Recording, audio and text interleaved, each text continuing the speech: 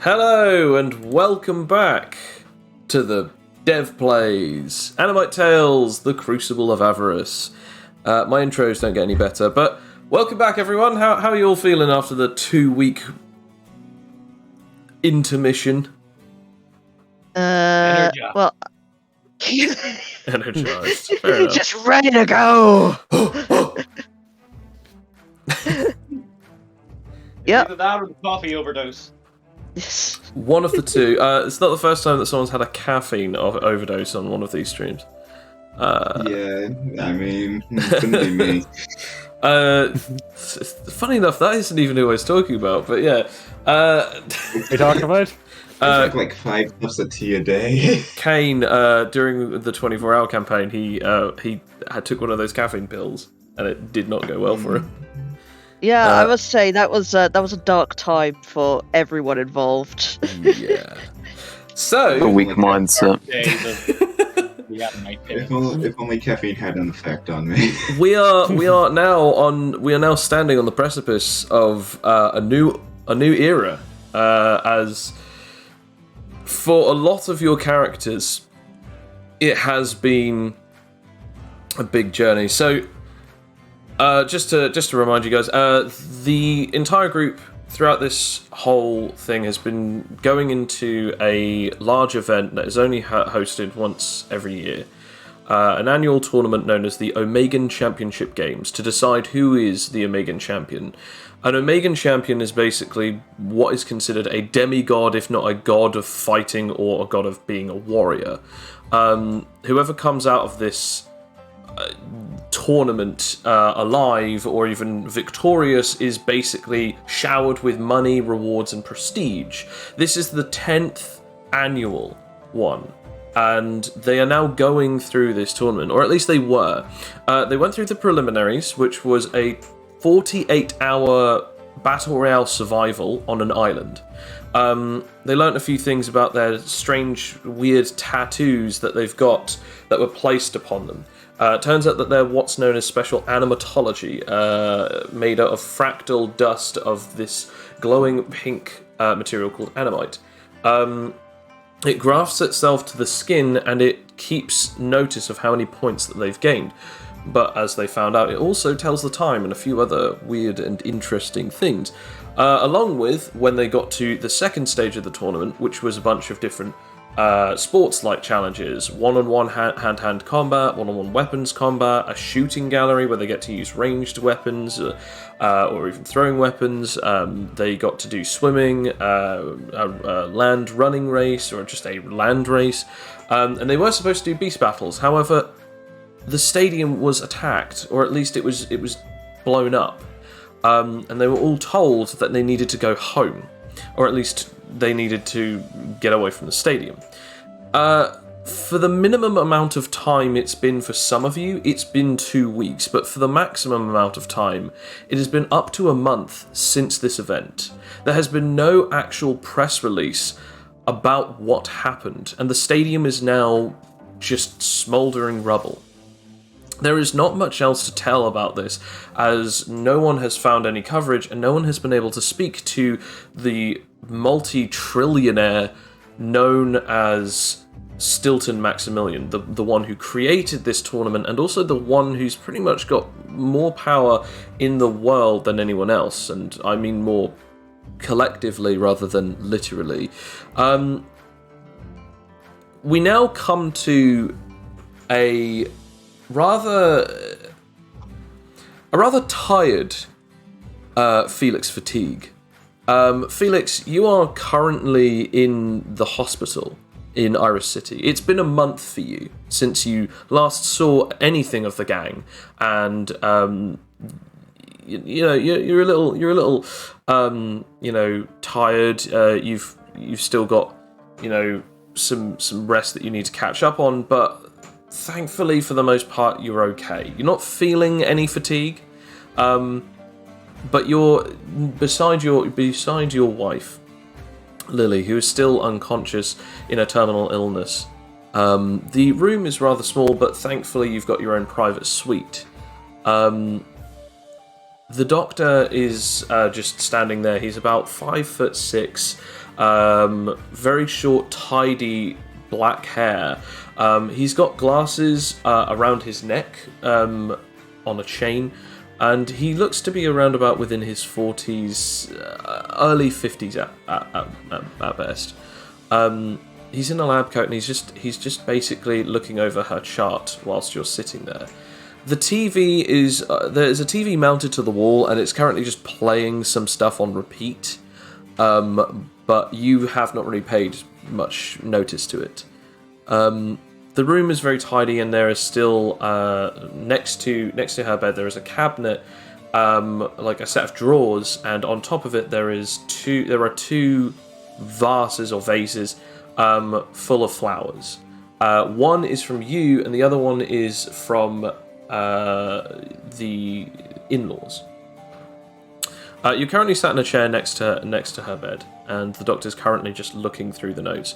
You're sort of waiting in anticipation to hear what he has to say, but you're pretty sure that there's no real updates as of yet. Felix will add the phoenix flower they have into the vase. Despite the fact that it was plucked over a month and a bit ago, it seems to be relatively quite fresh still. Hasn't wilted all that badly, and when you actually place it in the vase, you can already see that its colour is starting to restore. As it's basically, it looks like a little bit like a tulip.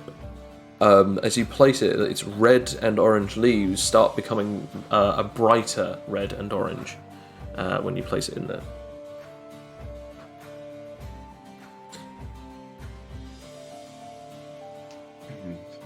Felix will continue to just sit and wait. The doctor eventually flicks through his notes and then closes them and places the chart at the edge of the bed. Mr. Fatigue, there's no easy way to say this, but your wife's condition hasn't worsened, but it hasn't gotten better. All of the funding that Mr. Offlada has given you has been indeed helpful. We have been able to move her into a private suite, and she can now easily rest on her own. But so far, we still have not found the doctor that you're looking for. There's not much else we can do but try and keep her comfy and hope that she does not deteriorate any further.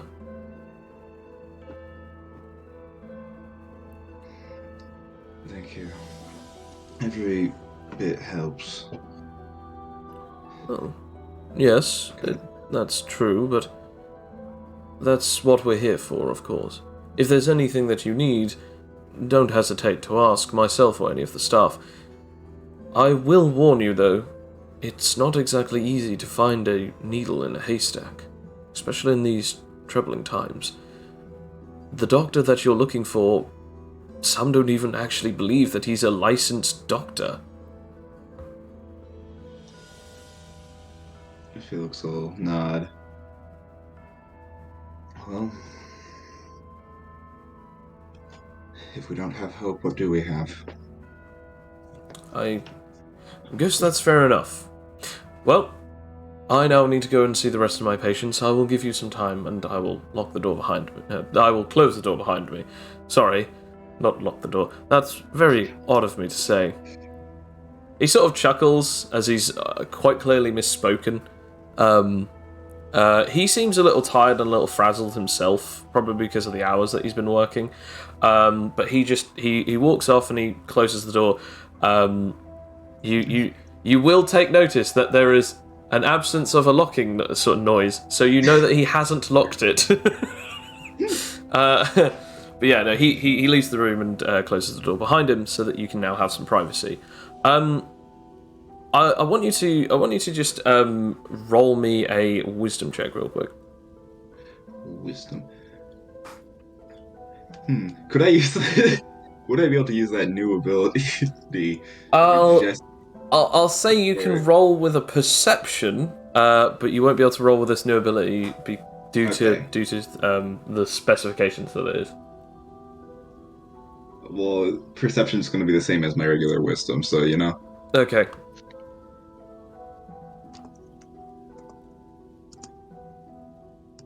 That's a 5. That's a 5. Okay. You're just sitting there. Not really much is happening. Yeah. You are just looking at your wife. She is, despite that she has lost a lot of her muscle and fat tissue over the time, she still looks as beautiful as the day that you met her. She lays there in rest. Her breathing is not exactly difficult, but it's relatively shallow. She doesn't look like she's struggling, which is good. She doesn't seem to be in any discomfort, but you have not seen her awake for at least the last 6 months minimum.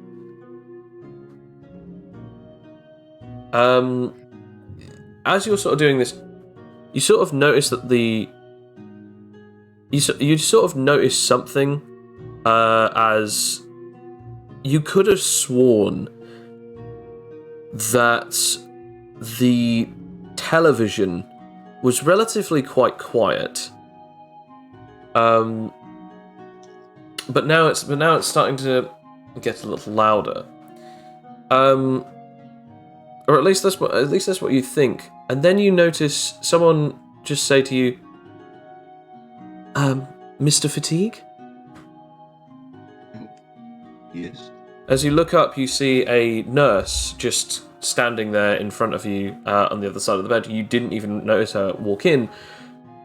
Hi, I'm one of the nurses. I just need to ask you a few questions, if I can. Of course. Okay.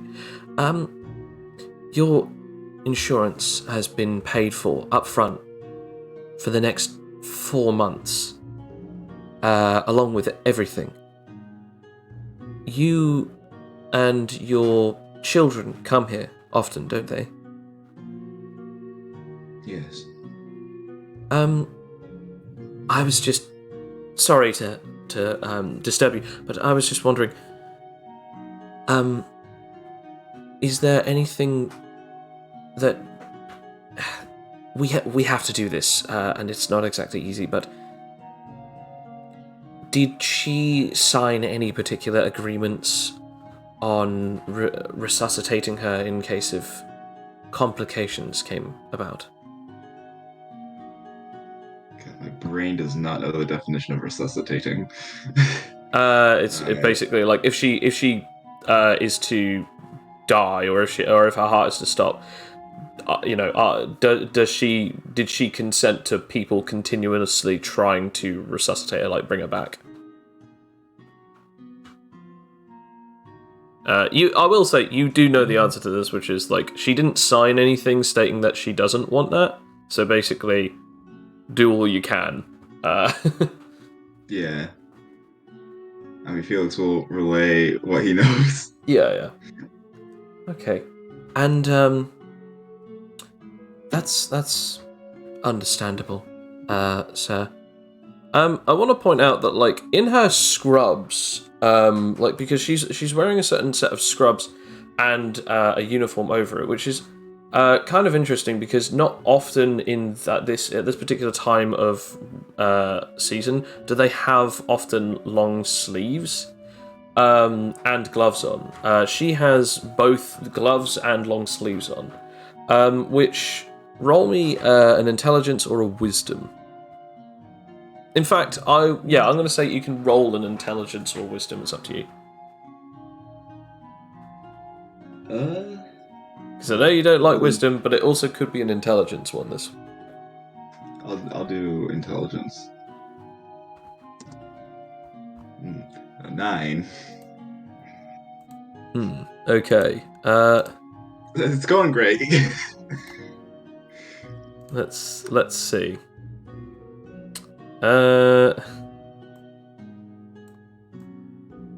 You. How do I put this? as you're You are an idiot. as you're seeing it, it doesn't seem that odd, to be honest. No, it just as you're noticing that, you're just noticing that she doesn't have any short sleeves on. She doesn't have short sleeves. She has long sleeves on, and she has scrubs on as well as like an apron. That's not too weird, and you're not too curious on it. Meanwhile, she just says, she takes notice of your right. Sorry, no, it's your left arm that you have your tattoo on, isn't Yes. it? She takes notice of it, and she goes, "Is that what you got from that tournament?" Oh, yes, it is. Sorry, I recognized you on TV, and I saw you in that fight against the guy who wore the toga. Mercury. His name was, yes. It's good to see that you're okay. Thank you. I'm not the one I'm worried about. Sorry, yes. Anyway, I'll get out of your hair. I just needed to make sure that the notes were up to date. One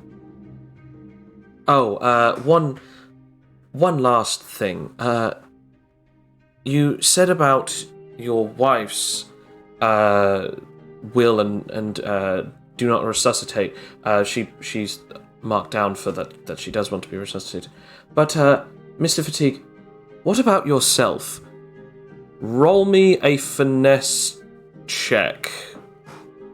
Oh, Oh no. great. Yes. So I'm about to be stabbed. Wonderful. Finesse. Not in front of his wife. That includes my. That dex includes your modifier, dex, right? yeah, dex plus finesse. I knew I didn't trust this woman. I know I didn't trust her. Never trust a woman in uniform. 30-20. Dirty 20, nice, okay. Fair enough, I'll just roll with this. 22. Uh-oh. You just hear that and you're like, wait, what? And then you suddenly feel a horrible slashing across your chest, unbuttoning the top 3 buttons of your shirt. As she's cut you with a very small, thin instrument. It's a scalpel. As she's just slashed at you, she has these crazy-looking eyes. And upon doing so, she has dealt you. There we go. 7 points of damage. Now, Mr. Fatigue, I do have to remind you that as your narrator, what is your health? Is it 36? I've got it written here as 36. I think I forgot to update it, but I currently still had it listed as 26. Yes, but you've gone up 2 milestones, so I got it right. So yeah, it's 26. That's Yeah. fine. Okay.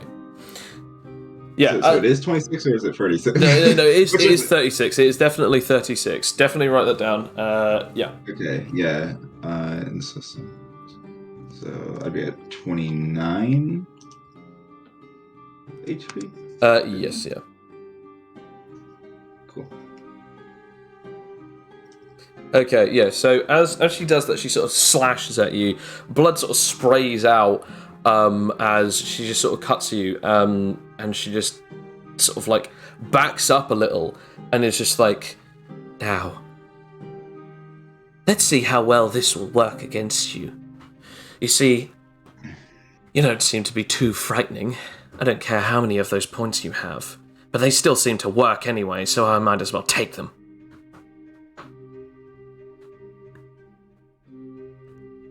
What would you like to do?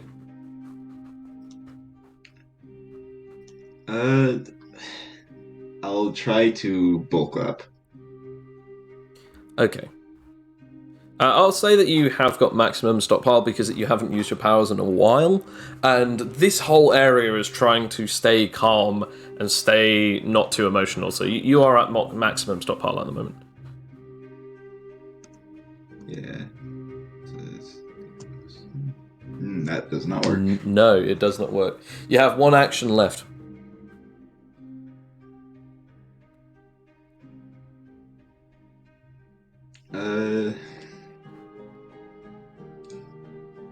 I guess I'll just try to make sure I'm between her and my wife and just not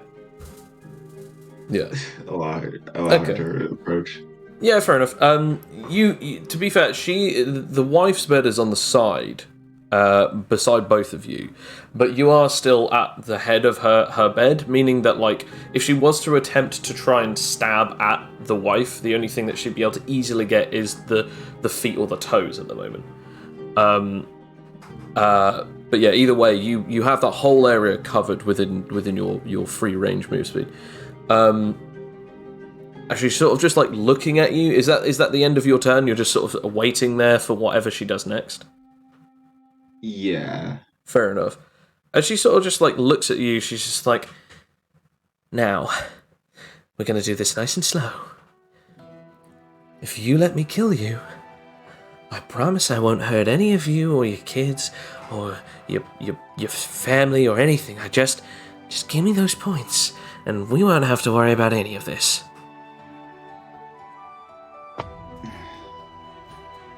I don't even have that many points compared to a lot of people out there. Oh, please. I see you. She has, like, crazy eyes as she then just sort of darts towards you again, attempting to stab at you this time. How would you like to react? Could I use reactive strike? Absolutely, you can. Yeah. So D20 plus the level of your hand-to-hand modifier, hand-to-hand level, which I think is +7 now, isn't it? Yep. Damn.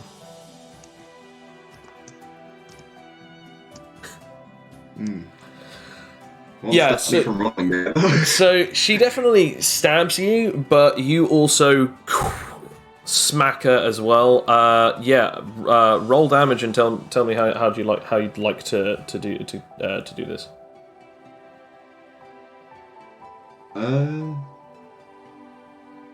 You gotta remember what Felix is non-powered up because I don't have the gauntlets. It's it's 2d6 plus your strength modifier. 2d4 plus your strength modifier. 2d4 plus my strength. Okay. 2d4 plus.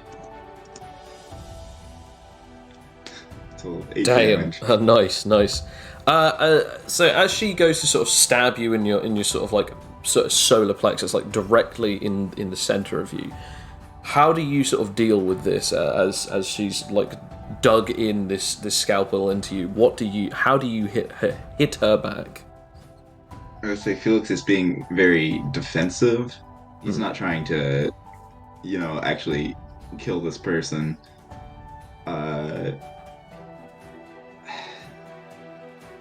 I'd say he tried to block with his arm, probably got slashed in with the scalpel, and then tried to like push back. Okay, yeah. So as she attempts to stab you, instead of getting you in the side, like you try to bring up your arm to try and hit her back, sort of like a backhand with the whole force of your elbow, all of your forearm, and the back of your hand, sort of like getting over the whole force just to push her off you. The scalpel does stab into you. And it does sort of slide out, cutting you a little bit worse. But as you do so, you sort of like hit her in the lower jaw, knocking her back. So she's now about a good meter or two away from the bed. So now she is officially away from the bed of your wife. So now you are 100% in between the two. However, obviously you did just take 6 points of damage. You're now at 13 damage, which is leaving you with 23 points of health left. She's sort of just looking at you, just sort of like hoping that you'll take another, like hoping that you'll make another one, and she's just like, this is going to be easier than I thought. Like, she's genuinely like loving this, as she's staring you down. What would you like to do? I would like to try rolling SP again to transform. Go for it. I mean, I would remind you as well, you do have a power discovery. Do I? Yeah, power discovery of tedious task, which means that you can, once a day, forego having to roll an SP check. And it can be any SP check. Yeah. I'm going off 3 hours of sleep. That's fine. Also, to be fair, you've never used this ability, nor have you ever really needed to. So, like, that's why I thought I'd remind you, because it's been like weeks since you've actually been in combat. Let me find. Where is it? I'm trying to find it on my character sheet. I don't know if you actually have it written down, but I know that that's the one that I've gotten on here for my set of info for you guys.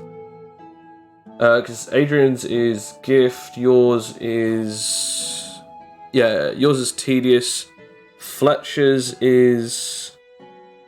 Actually, I don't think I have one for Fletcher's, but... Oh no, Fletcher's is conduit. Yeah, so Fletcher's was conduit, yours was tedious task, and Adrian's was gift. So it's essentially, I can just succeed on a... One SP roll every 24 hours, yep. And it can be any SP roll, even SPMA.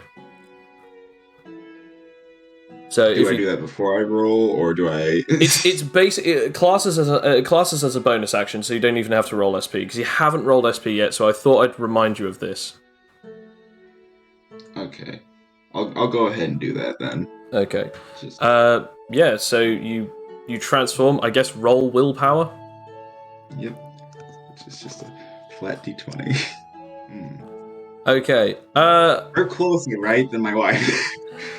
Okay, so technically, right, you're closer to your wife. However, first of all, it doesn't make sense as to why you'd attack her. Second, you are not being aggressed by her. So technically, she doesn't even count as a creature in combat. So cool. Technically, she's neither friend nor foe. She's not even conscious. You don't attack anything that isn't actually like unconscious. Because the whole point of this ability is sort of a survival mechanic. So you just throw an attack straight at her. So as you just sort of throw an attack, roll. Don't punch your wife. Throw strength. No. I'm not going to be that mean. Like, also, it just doesn't make sense. So I gotta remember what my maxed out. You're maxed out. I think it's like +8 plus your other modifier, so it's a D20 +8 plus something else. Plus my +5. Do you have +5 strength? Yeah, I do. Oh damn! Yeah. So in that case, yeah, it's +13. So D20 +13. Jeez. Okay.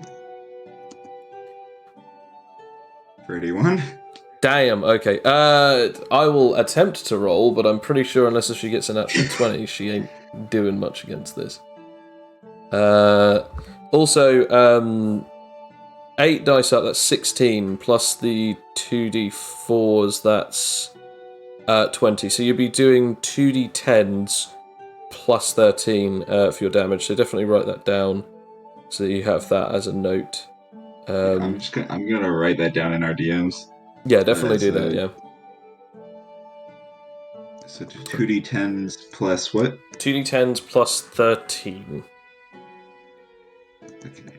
I'll roll for this, but...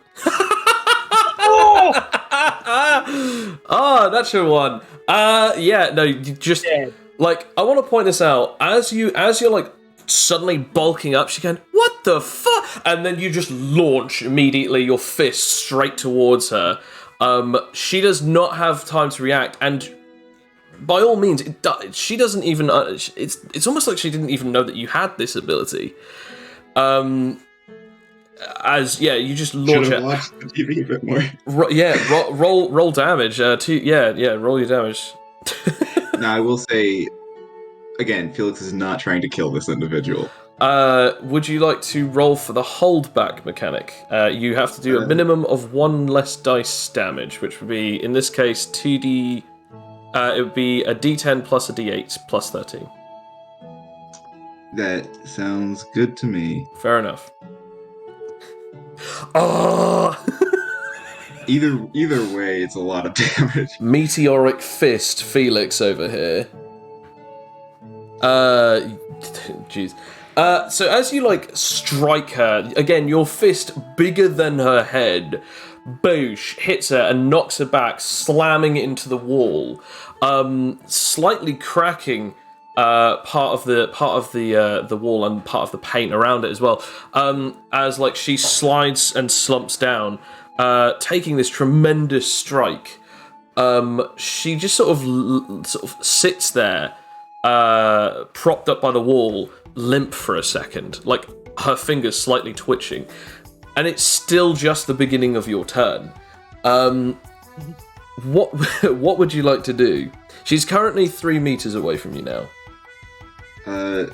Felix would like to, go over and essentially pick them up and just start carrying them to an authority. Fair enough. Okay, so as you lift them up, there's no contest. Again, you have Herculean strength. So as you're lifting them up and over your shoulder, you're like, okay, right, that's done. There's nothing else, and she's just not really moving. You get over to the door. You sort of have to slump down a bit because, again, of your huge body, as you've grown a good 1.5 feet, and sort of you go through the door, open it, sort of have to squeeze through with her over your shoulder, and everyone's just looking at you, has no idea what's going on, and there are some people just oh my gosh, what's going on? And then you hear a tremendous scream, as you hear someone just go, "Doctor, no! What are you doing? Put him down!" God, how do I phrase this? Can someone get me an authority like the police, anyone? You then hear a voice, very familiar to you, just going, "Put me down! Help me! Help me!" It sounds like the doctor that just helped treat your wife. "This man is accosting me! Help me!" Is that on my shoulder? Is that who I'm holding? As you look over, it's the doctor, lab coat and all. You've got him over your shoulder, and he's panicking, and he looks terrified. I will set him down and brush him off. Looking confused. God, man, what is wrong with you? This man just assaulted me. Security, have him at once. As the security guards start running over towards you, they're quite beefy, but they are nothing in comparison to you. Even outside of your transformation, you're quite stocky, and you've built up a little bit more muscle over the last month. In fact, over the last 6 weeks, you have built more muscle in the last 6 weeks than you have probably in your entirety of your life. But you are, in the terms of muscle mass, 2, if not 3 times their size. As they're just damn, I don't even know if there's cuffs that can fit this guy. As you then sort of as you're sort of not really knowing what's going on, roll me a perception or an insight check. In fact, I will let you also roll survivalist instead, if you would like. Okay.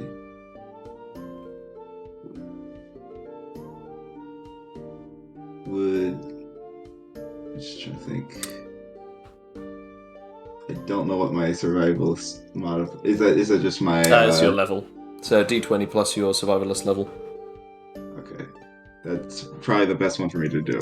Okay. Because that is a +7. 24. Yeah, 24.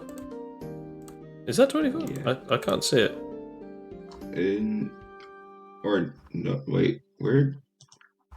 Did you I put... rolled it in dice rolls too. No! Yeah, that is actually 24. That is actually 24. Okay, yeah, I'll tell you what. It wasn't on here, but since it was on the other dice sheet, I'll let it go. Yeah, 24. Well, as you're sort of looking around, you're just like, okay, like, I need to assess the situation calmly, as any person who's trying to get through a situation is. You're trying to assess it, have a look around. These guys, yep, they seem fine. What was that? Who was that woman? And for a brief second, you look up at the doctor, and you could have sworn his eyes just changed colour. You see his eyes change colour, and he sort of gives you a look, like the same kind of crazed-eye look that woman gave you earlier. I don't think you're the doctor, are you? Whatever do you mean? What's this doctor's name? The doctor's name is Dr. Stratford. Why don't we go to Stratford's office? Well, why ever should I? What, so that you can assault me again? No. Security, take him away. As these guys, I promise I will not assault you. We can take security with us. Roll me a diplomacy or persuasion check.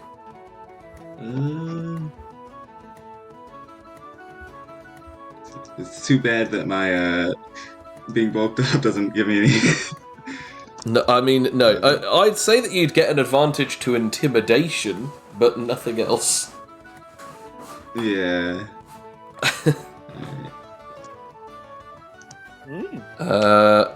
Okay. They're not really taking you seriously at this point, because they're just like, yeah, sure, whatever. You can sort of tell that, like, they're like, no, why would we do this? You have assaulted a member of the staff. We now have to ask you to leave because, you know, dude, you are too big and you are very physically threatening. As they sort of attempt to put cuffs of some sort around your hands, they don't fit. Again, like, your arms are as thick, especially your wrists are as thick as a person's head. No handcuffers getting around those. Does Felix know if this place has any, like, security cameras? You know that they do, but not in the patients' rooms. Which is kind of where I would hope that, that there would have been one, but you know. Have a look around. Roll me again, you can either roll me a perception or a survivalist, because again, this would make sense in either of those two contexts. And again, survivalist is... Because right now, you're in a situation where, like, if I don't do this, I might, you know, this is a form of survival right now. You're looking around, darting around, they have to have cameras somewhere. Right in the corner, there, it's looking over the hallway. The camera sees over the hall, so they'd be able to see over where someone walked in to your wife's suite. Okay. I want us to review the camera footage, if we can.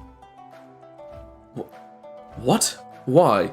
Guards, what are you doing? Pull him towards and get him out of the exit. As they're like, sir, we're trying, but he's just standing here and he's really heavy. It's actually not your weight. You are just so strong that you just standing there is too strong for these guys. They're just like... They're both like pulling at your arms and you still got them by your sides. I guess...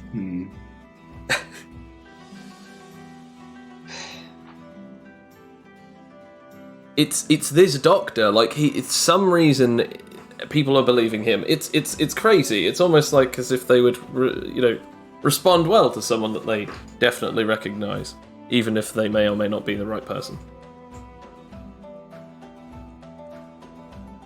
Would Felix know where the security room is? Roll me a history. I'd say, yeah, just roll me a history. Because my mind's just like, oh, he's been here. Where's my history? Would that be Under intelligence. under intelligence? Okay. So that's just it's a flat d20. Okay. 16. Yeah, it's actually funny enough. Just down the corridor and take a left, about like 3 meters to the left. So it's basically like it's about 5 to 10 meters down the corridor that they want to take you. But just before the elevator, if you keep going another like 3 meters, there's then a corner. You turn that corner and there's the security room. Okay, I will pick the doctor back up, and just go like, let's go review the camera footage. As I start walking that way. As you do so, like the security guards are just like they're baffled by this, and the doctor, as you're about to go and pick him up, the doctor just jumps out of the way. Roll me I guess you could roll me a dex, and I will roll disadvantage as this particular being does not have super dexterity. Okay, so it's 8 plus D20. whatever else. Yeah, d20 plus 8 plus something else. 8. So it's a total of Another natural one. Yeah, you just swiftly pick them up and over your shoulder. Again, the super strength here means that like they weigh nothing, and they're just like, no, get your hands off me! Stop it, I say! As you just walk all the way down to the corridor. These guys are just like, what do we do? Eventually, they're just like, they have nothing that they can really do. So they're just following you, like, sir, put him down now. You get to the door of the security room, and attempting to open it, it just basically comes off of its hinges due to your massive strength. And they can see that you don't do this on purpose. It's just that like the doors are not anywhere near as strong as you are. You're now inside of the security room. You've still got the doctor over your shoulder. You've got one hand free at the moment.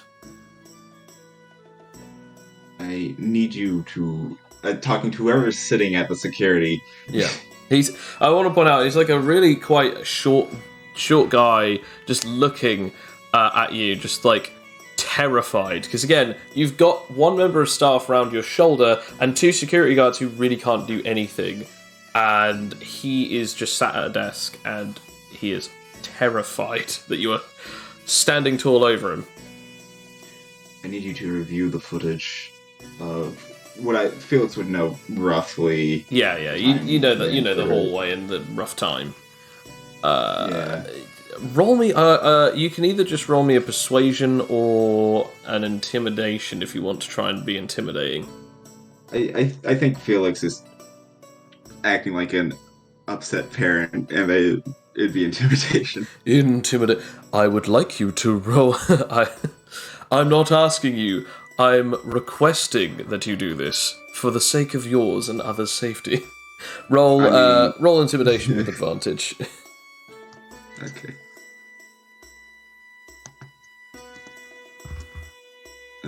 So a total of 21.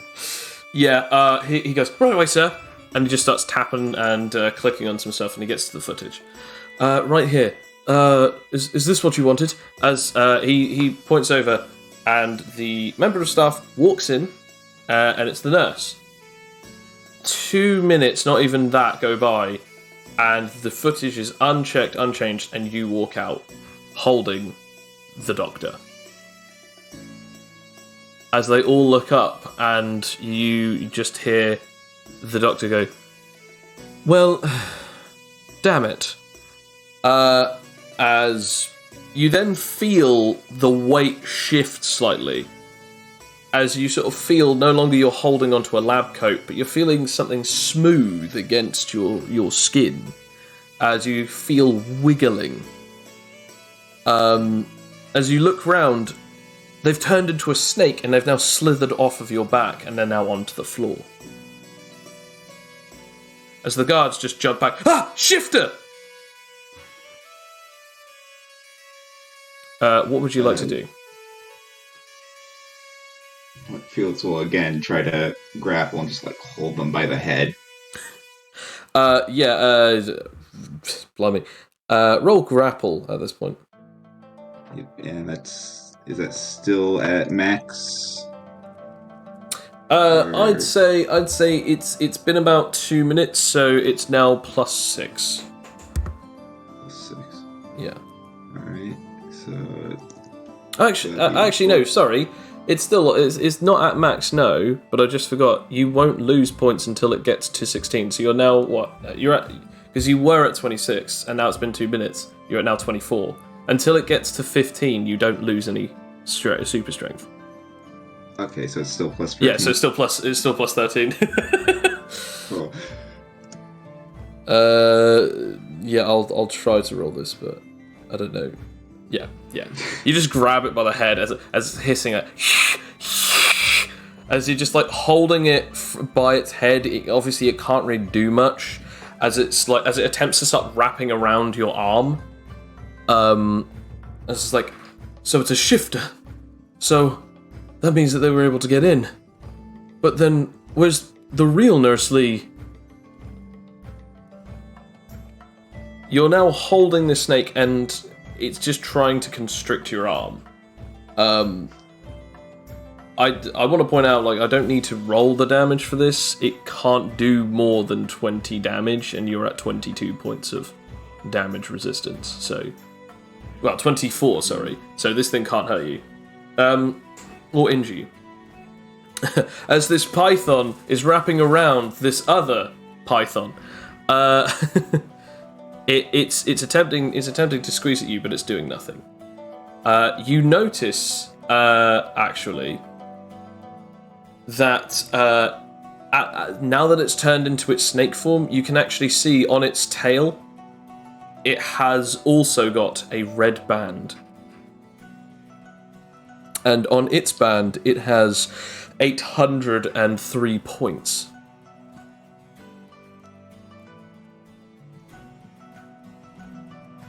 Do any of you have nullification cuffs? We aren't allowed to carry them anymore due to some recent constraint law.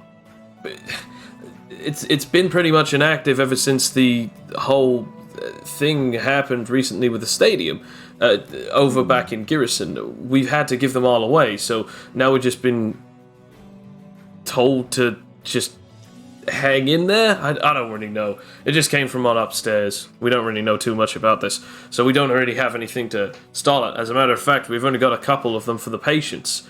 And you're sort of thinking back, oh yeah, the only person in this entire hospital that has a nullification cuff that you know of is the one that's wrapped around your wife's arm to stop her powers from killing her. Well, I'm not moving that. So Yeah. What I'll do is I'll put my hand over, clenched over the snake's face and just try to suffocate it till it goes unconscious. Okay. Roll grapple. Cool. Damn. 29. I mean, I'll roll for it anyway, but yeah, I'm pretty sure this is definitely gonna choke them out. +1. 4. The snake starts wriggling and slightly trying to tighten up, and then eventually it starts going limp, only to then spring and wiggle around again, and then it starts going limp again, as it's now starting to become as limp as a rope. Do you let go as it begins to sort of almost ragdollize? As it ragdolls, I will loosen up and because I'm not trying to kill this individual. Yeah, fair enough. as you do so, the shifter transforms back into a human form, revealing that the human form is female, but it's not the original nurse's form. She still has clothing. It seems as though the clothing that she was wearing must have been blood transfused, meaning that she can shapeshift them along with her. As she's sort of like now gone limp, you're now just holding her by her skull, just about like 6 inches off the floor. Well, we better call someone and just get rid of her.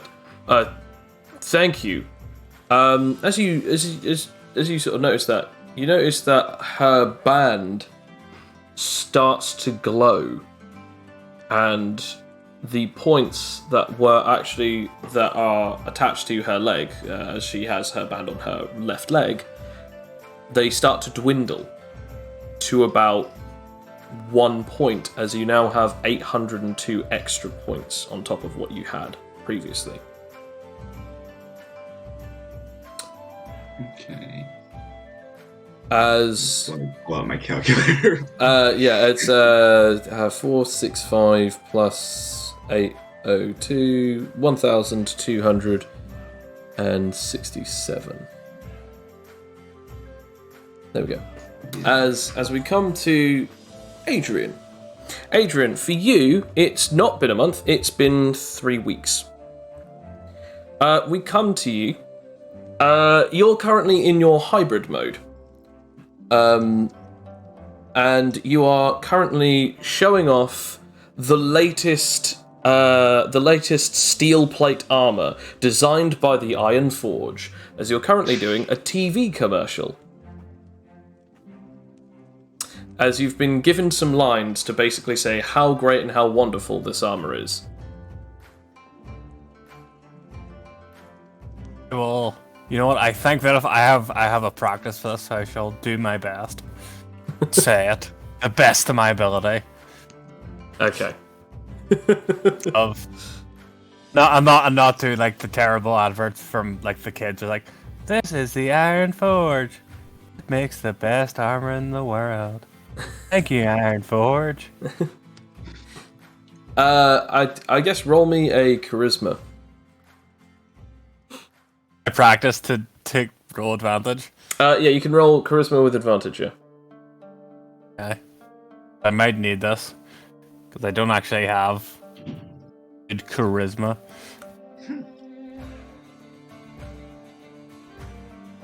$19. I mean, +2 is still pretty good for charisma. Nailed it! Yeah. As you sort Absolutely. you do this, and then like it just goes, cut. We have got it. Loving it, AW. Not A. Sorry. Yeah. AW. Sorry.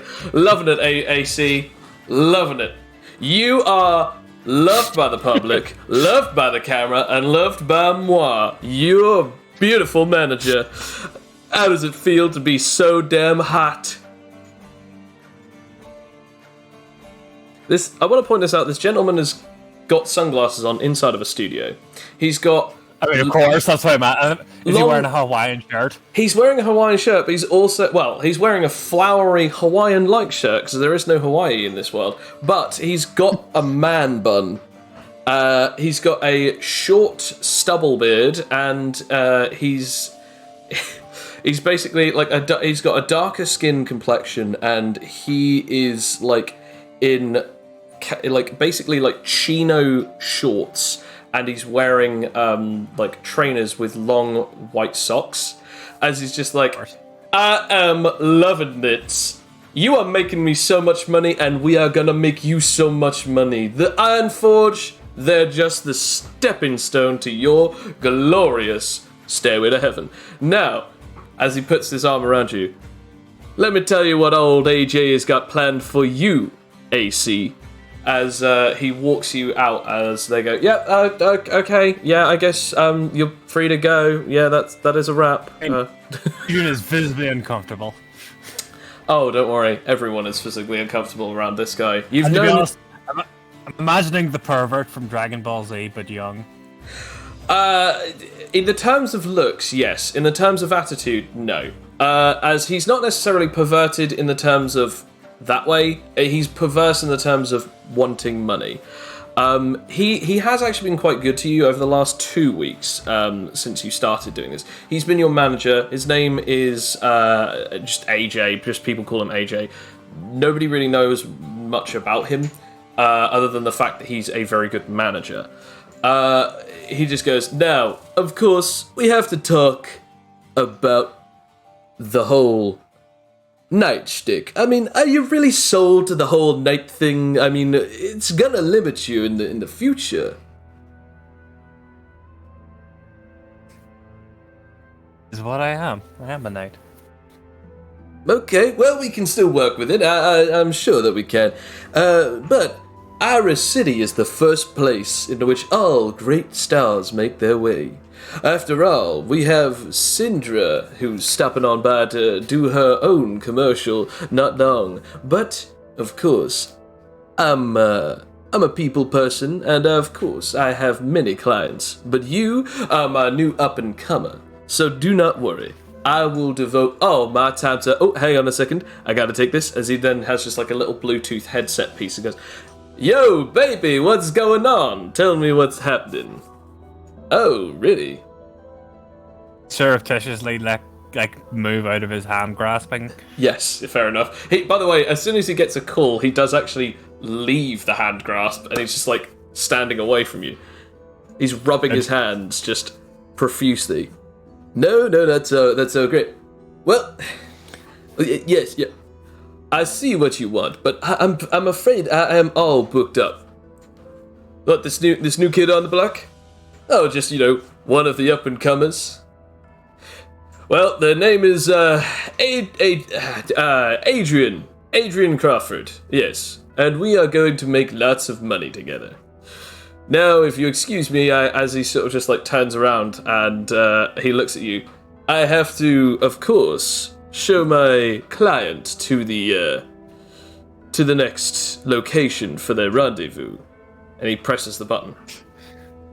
Now let's get out of here. You have to make it sound so seedy. It's how I talk. Now come on. You guys get out of the building and you eventually go into a car together. As basically you're in the back seats of this sort of like 4x4. Perfectly black tinted windows, and as you're sort of rolling down, it's like, well, we have a few different meetings to push back, but I was actually going to say, you still want this meeting 2:45 with a Adriana? Yes. It says you want lunch. I mean, we could always do lunch in the car. No. I can pick you up at about... Well, it says your next scheduled event is about 2 hours afterwards. We could do that. Sounds acceptable. Very well. We'll It requires just more time. type this out on the pad. Done. Well, we'll drop you off, and you can have a lovely rendezvous with someone who has the relatively same name as yourself. Who is this person, anyway?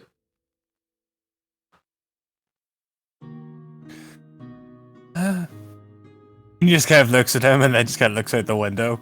Because I don't think this is the kind of person that she wants sister to associate with. Fair enough. Or know of. He goes, mysterious. I like it, girl. Don't worry, I got this covered. As he sort of just taps. Alright, well, we're about nearing here, so all I'm going to say is I will pick you up in about 2 hours, and then we've got a script table reading for you to play as... Well, that can't be right. That doesn't make any sense. Turns out that you'll be doing a table reading for, it says... He's just like looking through net films. I don't get it. Oh, net films. Oh, okay, that streaming platform. Right, gotcha. Yes. Apparently you've got a script in a superhero movie. You could do well in this. It'll make you a lot of money, girl. And then she just starts typing away as the chauffeur gets out and opens a door for you so that you can leave the car. As you sort of leave, you're currently just outside of a university. The university grounds has just sort of like an open sort of landscape, so you can just walk right in to go and see your sister. There's a reception where she said that she'd meet up with you there. As you then just hear from the car, "Don't worry, AC, I've got this all covered. You are going to be famous." As then the wheels just screech off as they leave. People staring at you. Let out a relieved sigh. Yes. And,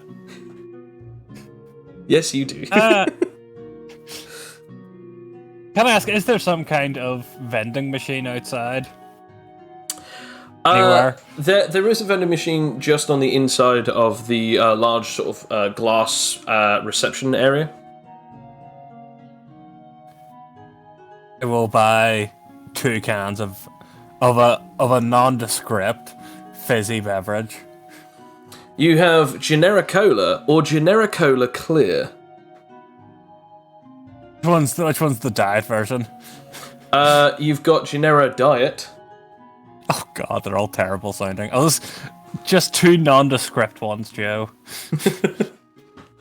You get a couple of Genera nondescript now. You get there are bottles of water, and they're just like random Nostris mountain range water or something like that. So you just not water. Oh, okay. Well, in that case, there are only those 3 sodas, all by the Generico company. I'll buy 2 of those then. Fair enough. As you pay for them, about 5 points are taken away from your star card. As you currently have a star card that has about 2,000 points on it, as it now no longer has 2,000 points, as it now has 1,995 points. So definitely write that down. Okay. Star card with that many stars on it, not points. I don't know why I said points. So 1,995? Yeah, 1,995 stars. Eventually, you then hear, "Adrian!" as you see your sister appearing before you. I will attempt to try and find the actual artwork. Actually, I think if you send it to me, I can definitely pop it up on the screen for the audience to be able to see.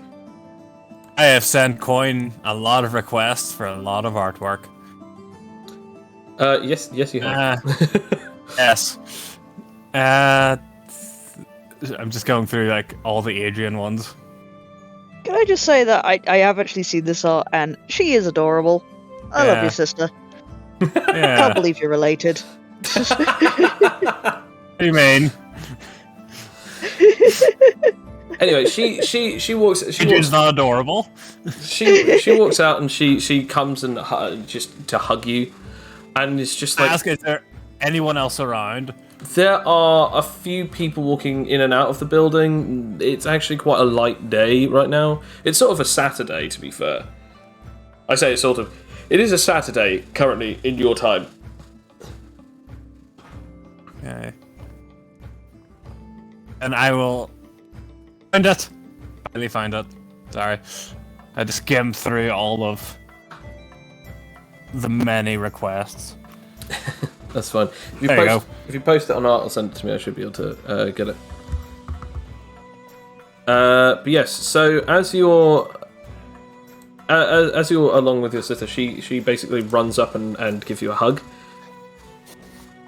She goes, "Oh, it's been too long." As it's basically been about 2 days. Has and Adrian will hug back. Oh, blimey. Because there's not too many people around, and it's okay to be improper.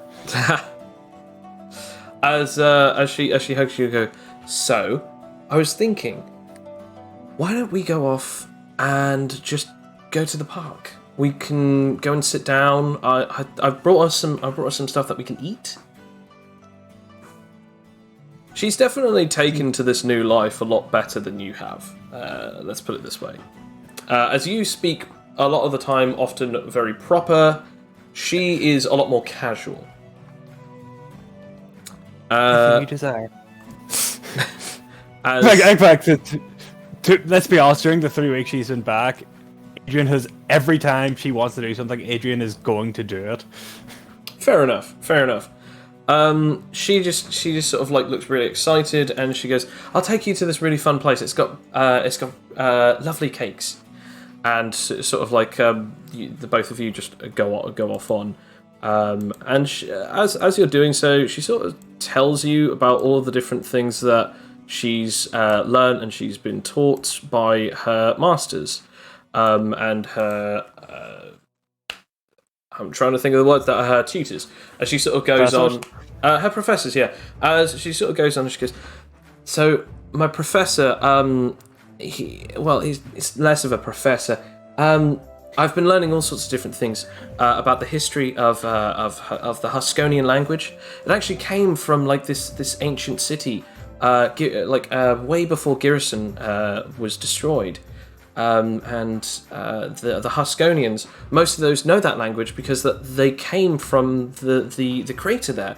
I also learned a lot about what we call opal, the pink opal. As she like takes a gander at the brooch that you have still with you, and she goes, "This." And she has one as well. Yes, she does, but she doesn't have it on her at the moment. As she goes. Our mother always told us that this was pink opal, but its actual name is animite. It comes from the terms of a crystal that's almost alive, like it's a crystallized soul. It's fascinating, and it's I don't know. It's really interesting. Sorry, how's your day been so far? It was most pleasant. Doing semi-lies. Well, not wanting to worry her sister about having to do all these things, which is quite annoying to her. It was most delightful. I did some advertisements for the Iron Forge, and it was nice. I actually was going to ask you that. Did they at least let you keep the lance? Do you? I'm assuming I do. Yes. Yeah. Well, yes. I keep that in my room. Oh, okay. So you actually you got an apartment then recently, or a house or something?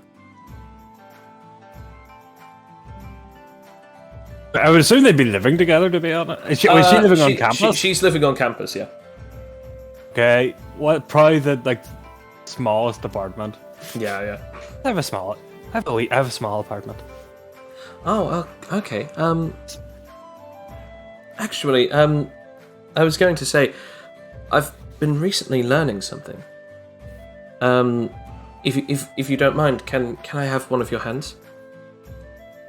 Of course. And I will give her my hand, or both of them. As you hold out your hand, she places hers upon yours, and you sort of feel a strange warmth coming from them. As you look up, and you sort of feel like there's a roughness to your hand now, as you are now in your night mode. Oh, you've managed to master your gifts. Yes, my lecturer, my teacher, Professor Soul, he taught me this. I've been getting better. I'm nowhere near the level of Mother, but I'm actually getting better. I've been able to use my gifts to seemingly control when a person's powers work. And on top of that, I have been mastering my different abilities and gifts with the Vespiform side. Hopefully at some point I'll be as powerful as Mother once was, but for now, this is a step in the right direction. I like to believe.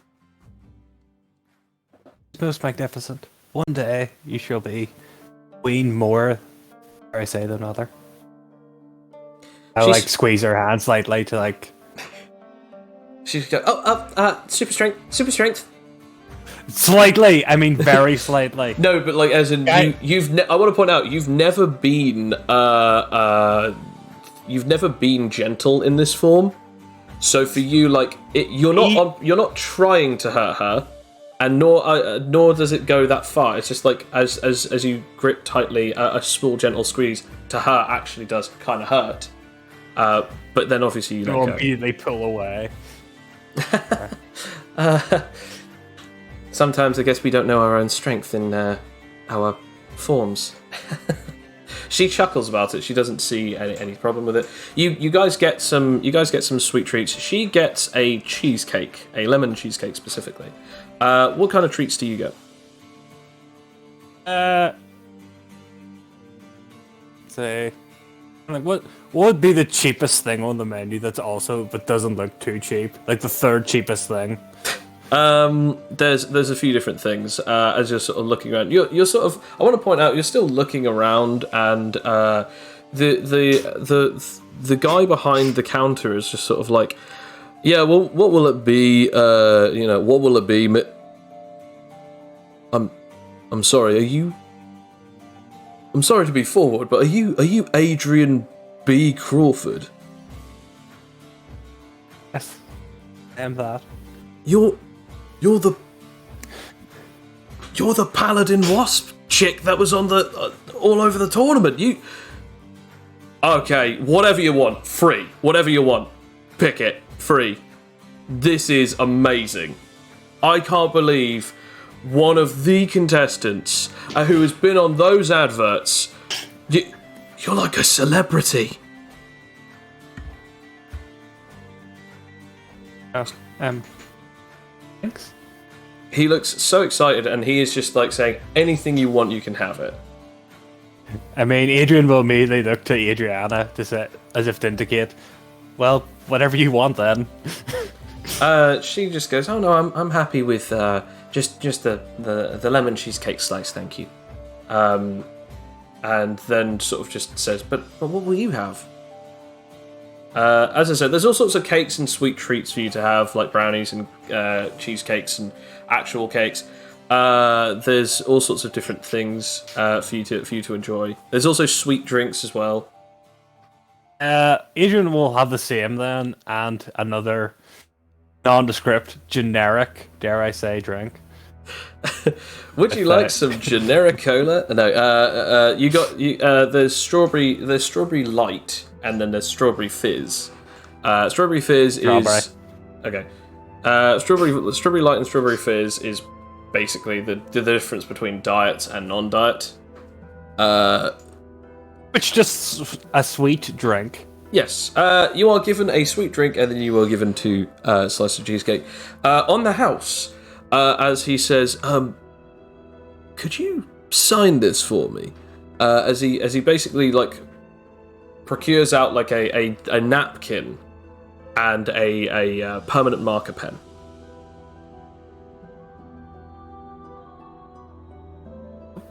Basically asks you for your autograph. Adrian looks kind of momentarily confused, but then agrees to it.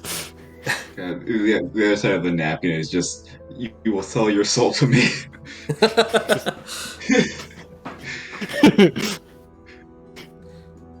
So you write it down. He looks. He's like, I will cherish this forever. As he puts it on the wall for later. You two both go out, and you take about like a 5-minute stroll down to this large sort of green area in the middle of the city, where a few people are sort of picnicking, and you both sit down and you open up your treats and you just basically eat them as the two of you are just sort of chatting and having a bit of talk. She just goes, so how's how's the whole advert business? I know you said that you had an agent, a manager. Yes, I don't know much about advertisements or television. But after the first one, I was told I needed a manager, and he assumed that's just the way it goes. So I did. Are they good?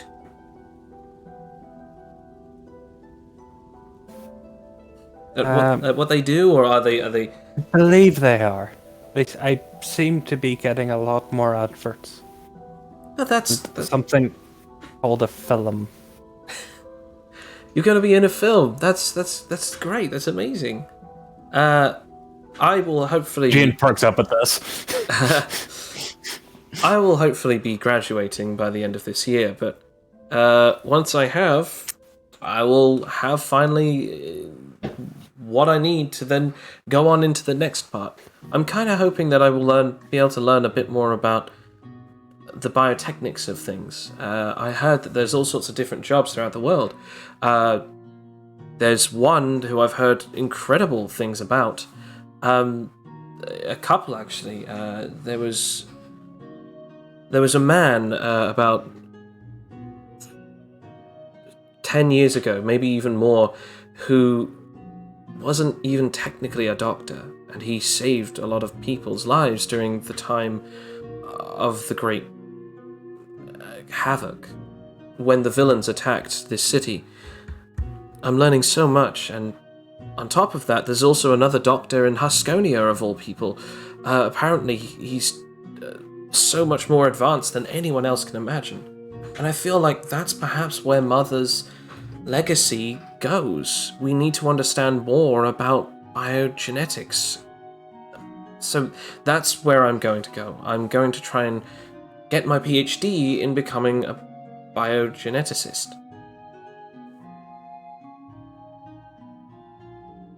Is you sort of sat there, sort of a little flabbergasted at this? Just kind of semi-confused and wondering if...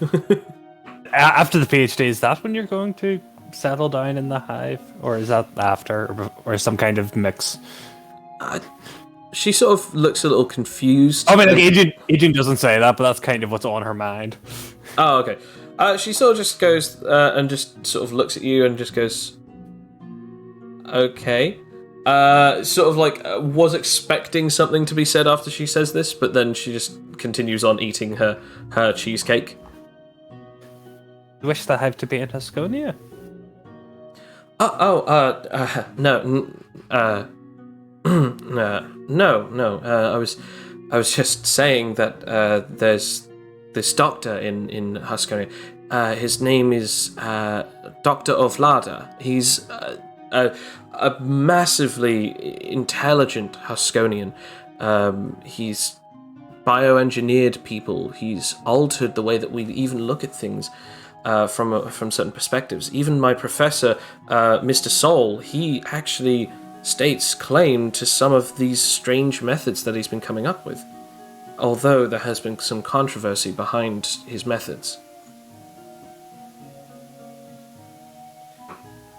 A few minutes go by, and then you've sort of been there for about like 5-10 minutes, sort of basking in the nice warmth, and suddenly your sunlight is blocked. So your sunlight is blocked by something. As you look at it, there's a figure standing over you as you two are both sat on the ground. We'll look up to the figure. Due to the way that the sun is, you can't quite exactly see who they are. They're sort of like a dark shade due to the direct sunlight versus the shade in the way that it's currently beaming off of into your eyes and off of him. You then hear, "Hey. So, it's been a while, huh?" Do I know that voice? Roll me a history check. I kind of hope I feel this, and I think it's someone completely different. Oh, hey, Felix. Aw, I succeed. It is. Sorry, I'm just trying to get the. Oh no, I've got the wrong one. There we go. There we go. 14. I don't know. I don't know if you'd actually succeed. Although you actually do kind of recognise this voice as you actually look up, and you sort of put your hand over your other eye so that you can actually sort of try and focus a bit more on who this is. You kind of recognise them, although they're dressed in a completely different set of attire. They've got like a fur collar to like this this sort of jacket. No arms on the jacket either, like a sleeveless, like fur collared jacket. Jeans that are quite rough, and large boots. Clean shaven and sort of like spiky black hair. It's like, I want to say Adrian, right? It takes you a while, and then you sort of remember, oh, I think I remember you. You're the one who was at the beginning of the tournament who got kicked out. This is the guy that Cloak eventually replaced in the first instance, just before you guys started the tournament. Oh, okay. However, for some reason, his name escapes your mind. Said his name. Or did Adrian care enough after he was no longer part of the group to remember it? No, he did say his name, but you don't remember because, to be honest, the means of which that things happened. So there.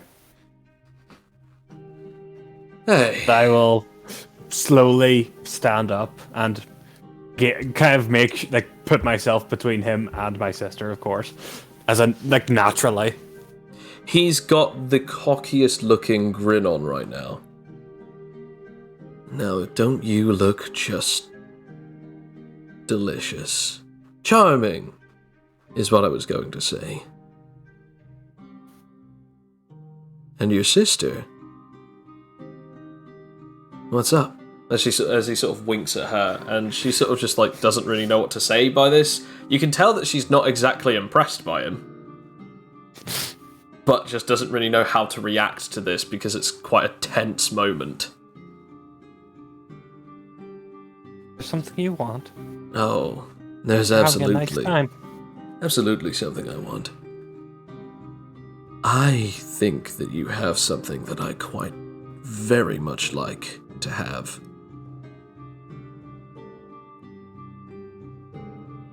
You see, Adrian, do you know a man named Azazel? No. Well, that's funny. That's really funny. Because the last time that I checked, he was supposed to kill you and your whole damn clan. And yet I'm standing here in front of you, wondering Slowly why... lifts him up. But I'm assuming I'm in hybrid mode still. I'd say that you're not at the moment, but you can attempt to roll strength. I'll give you a labor or grapple bonus as well. I don't have either of those. I have blocking. Okay. Roll strength. Okay. I'll just see. Yeah, you lift him off the ground, and it's like you stop him mid-sentence. Sorry, go ahead. No, just no, you go ahead. Okay.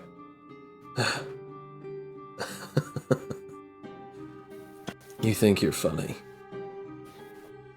No, don't. So, how are we gonna do this? You're going to turn around, leave us alone. Or else you'll see just how unfunny I am. Sister, we can't make too much of a fuss. Can I attempt that to be like intimidation? You can attempt all you'd like. Roll intimidation. Considering I'm like semi like half his size, I'm assuming really smaller than him. I'm not even in my wasp mode. I will say he is 5'7". I'm like 5'5", I think. Yeah, so still smaller. Yeah, you're definitely smaller, but he's not that much. No. He's just like looking at you like, oh, come on. All I was just trying to say was, did you know where he was? Because I thought that he was supposed to kill you. All of you. And he didn't. Sister, what does he mean by that?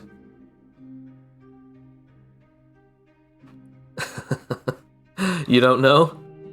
There was a contract out on your people. They wanted to be burned alive. And one man took the entire job.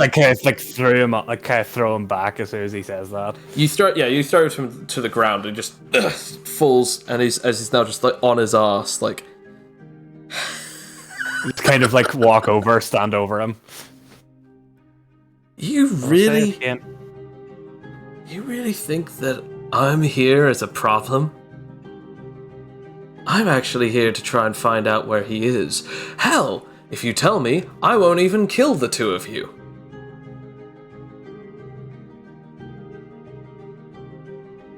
Adrian, like there's a fire burning in Adrian's eyes as he mentions kill the two. Because, and I'll tell you this little secret, there's a bounty on both of your heads by the Mercenaries Guild. Now I just happened to find out about the fact that your last name is Crawford, and that's where I remembered it from. So I came looking for you.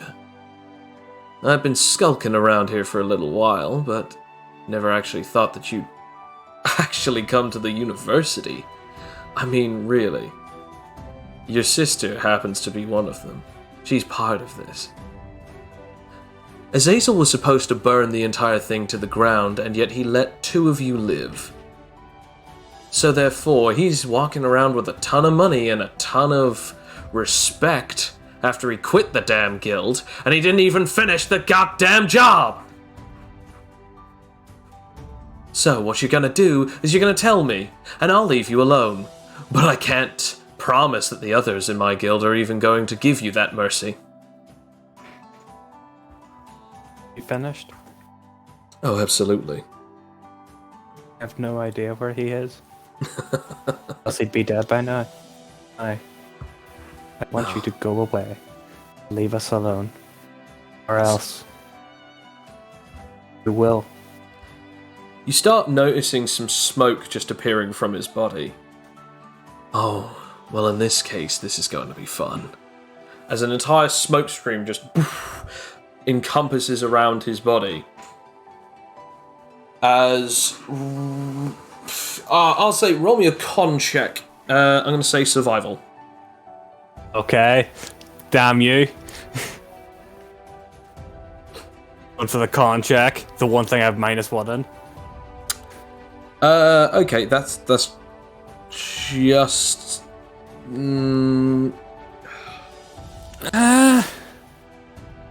no, it is. Yeah, it's good enough. No, it is good enough. No, you needed a 10 DC on this. As you smell this horrible smoke, you then sort of start coughing as you take 2d6 of poison. As you take 6 points of damage. Okay. The smoke is burning your lungs as like it starts dispersing. As she goes, "Sister, get away!" I'm going to quickly leap back out of the smoke. You get about like three. You get about like 2 meters back as you're now like directly about a meter in front of your sister as she's now standing as well. Come on. I'm going to quickly. Oh yeah. Absolutely, go for it. Roll for it. Quickly transform into night mode. Good. Then thingy mode, of course. As you're rolling for these, it's like, come on, let's have a little fun. After all, I never actually got to be part of the tournament, so this is actually finally my chance to see if the great Adrian can take on Dimitri. As now, this is the first time that you've heard his name in a long time, and you slightly care more now than you did back then. Yep, you're now in night mode, as your entire body is encompassed with thick chitin, like armour. Get it. Like I'm gonna kind of indicate to Zed, hide behind like a tree or like just get out of the field of view more or less. But sister, I can't just leave you. I need help. No. At least let me help you. Quick. No, I can do this. Just kind of like resolutely. Can I roll persuasion? I was gonna say, yeah. Can you roll me persuasion? I'll count this as like a bonus. God. Yeah. She begins to run. As then, roll me a roll me a SP to try and transform into paladin. As you go from night mode to paladin mode, but without your trusty spear, you're now just waiting as Dimitri's smoke ball is just starting to get larger and larger. He's like, man, you just don't give up, do you?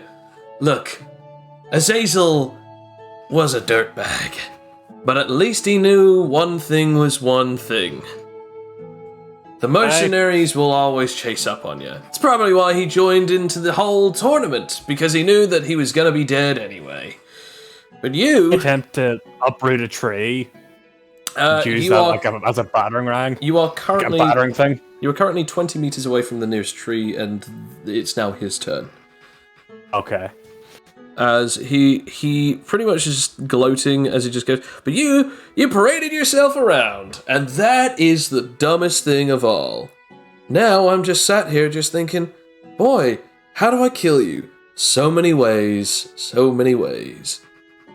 As a tendril of this horrible blackened, sickly purple smoke springs out and attempts to reach for you. Okay. How would you like say it's been a long time. It's been a long time since I used any of these modes. So I'm pretty darn sure you have still half move speed in Paladin mode? Oh no, I have full move speed. Oh, sweet, okay, yeah. I attempt to reactively fly out of the way. Yes, roll SP. Wait.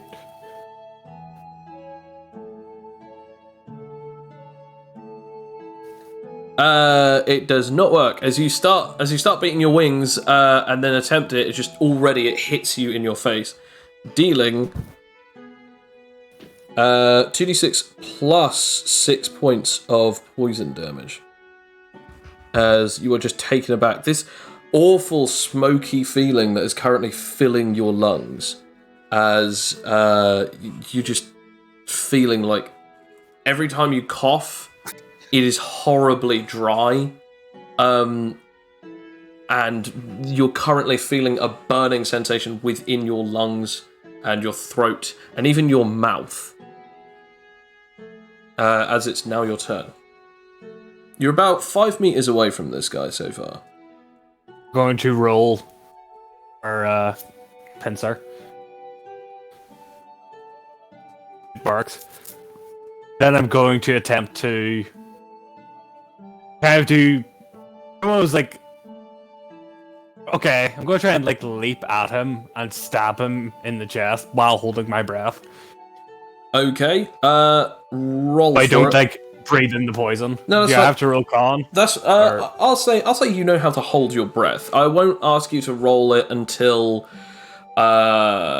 you've been in it for about a minute or so. However, I'm going to ask you, because he is in a smoke ball, you can't actually see where he's in. Would you like to roll disadvantage or him to roll advantage?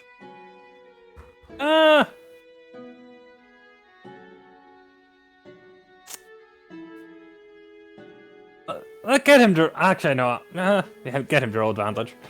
Okay. You're old at 20, that's pretty good. Yeah, fair enough. Never mind. Natural 20.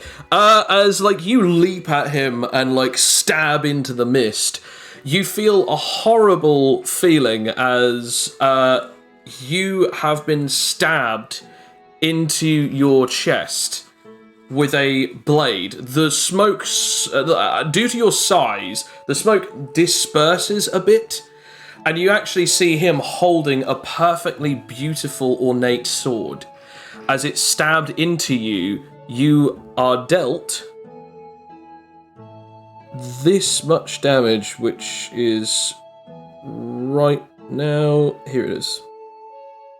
Okay, what kind of blade is it?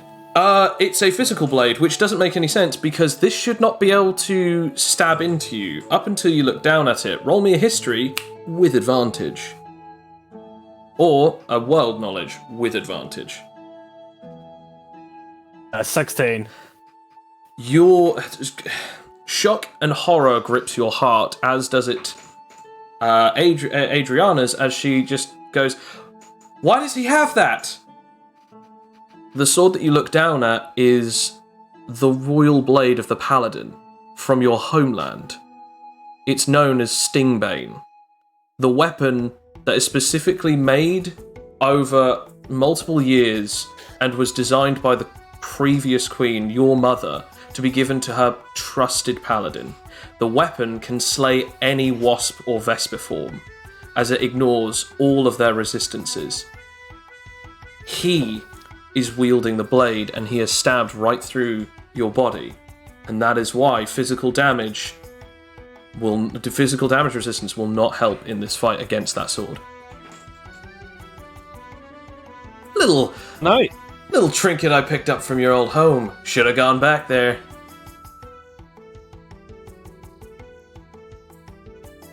It's now his turn. Oh, he's got to die. Oh yeah, definitely. As the smoke that's around him starts whirring and whirling, as he's just like, as he's now currently got you on the end of his, skewer, he's now going to, with his other hand, try and bring down the smoke and hit you. Now again, you are currently within this concept of holding your breath, so if it hits you, I'll have to ask you to roll something, but obviously you can react however you'd like, as you are within.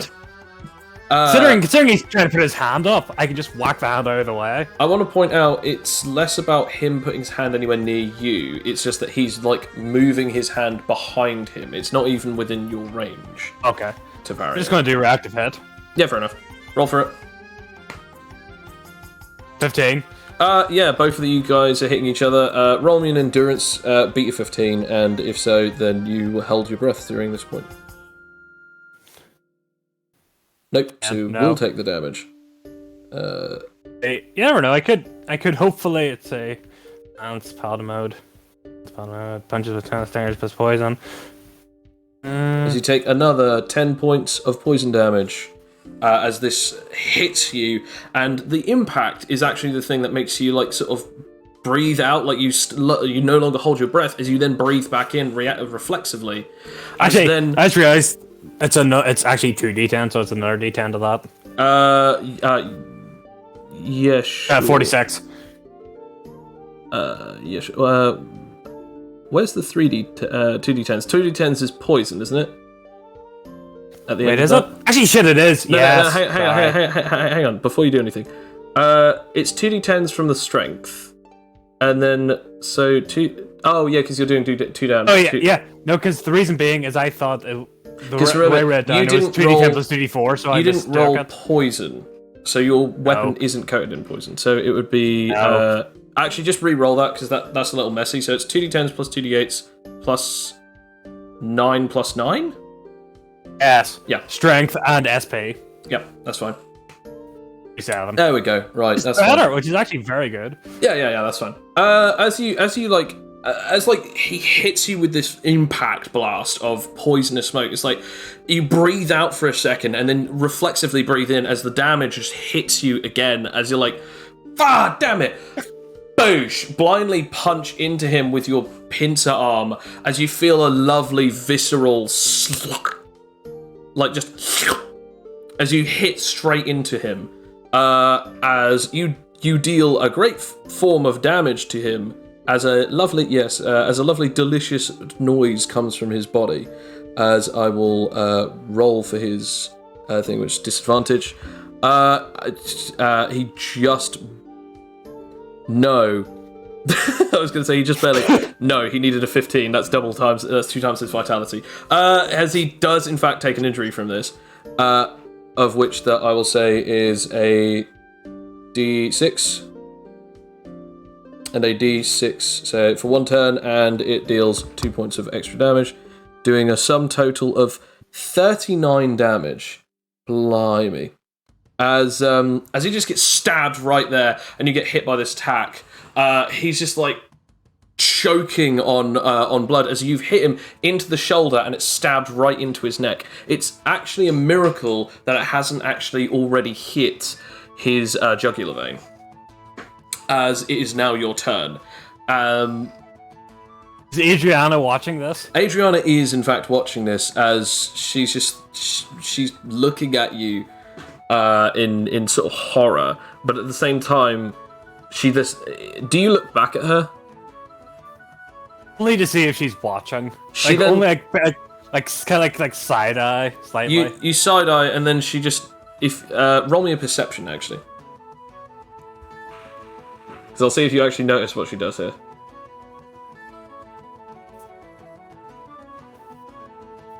She just solemnly nods at you.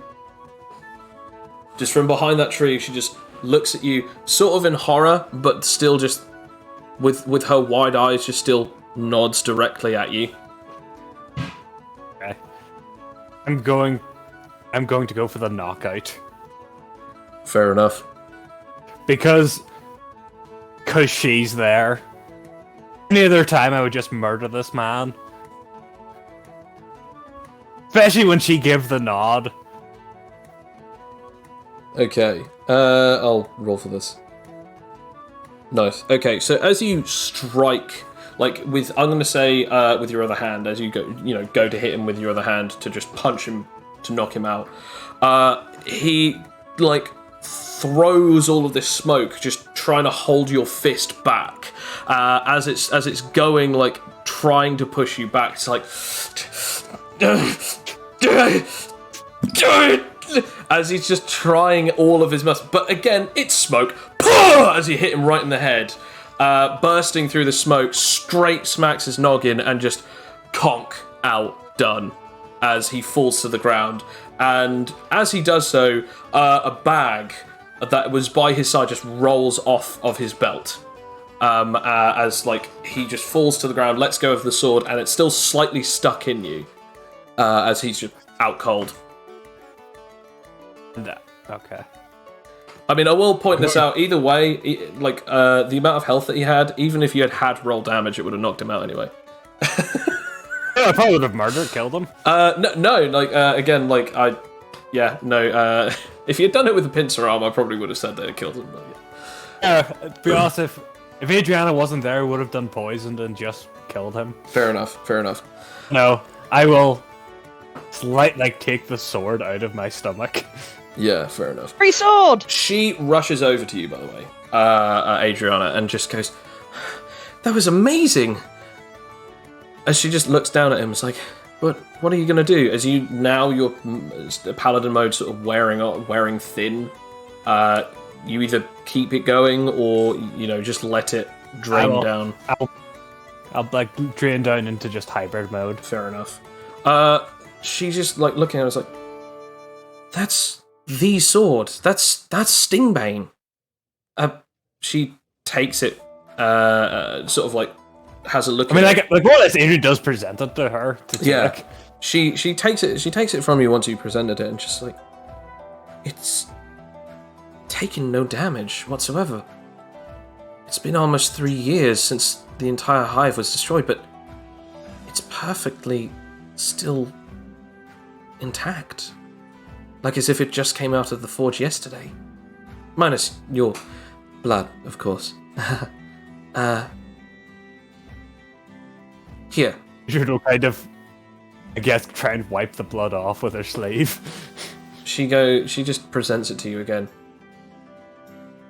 Here, Paladin Adrian, your sword as my paladin, she sort of says, not necessarily mockingly, but almost sort of like in a jokish but somewhat serious manner, as, you know, the current situation needs to be relatively light-hearted to some degree.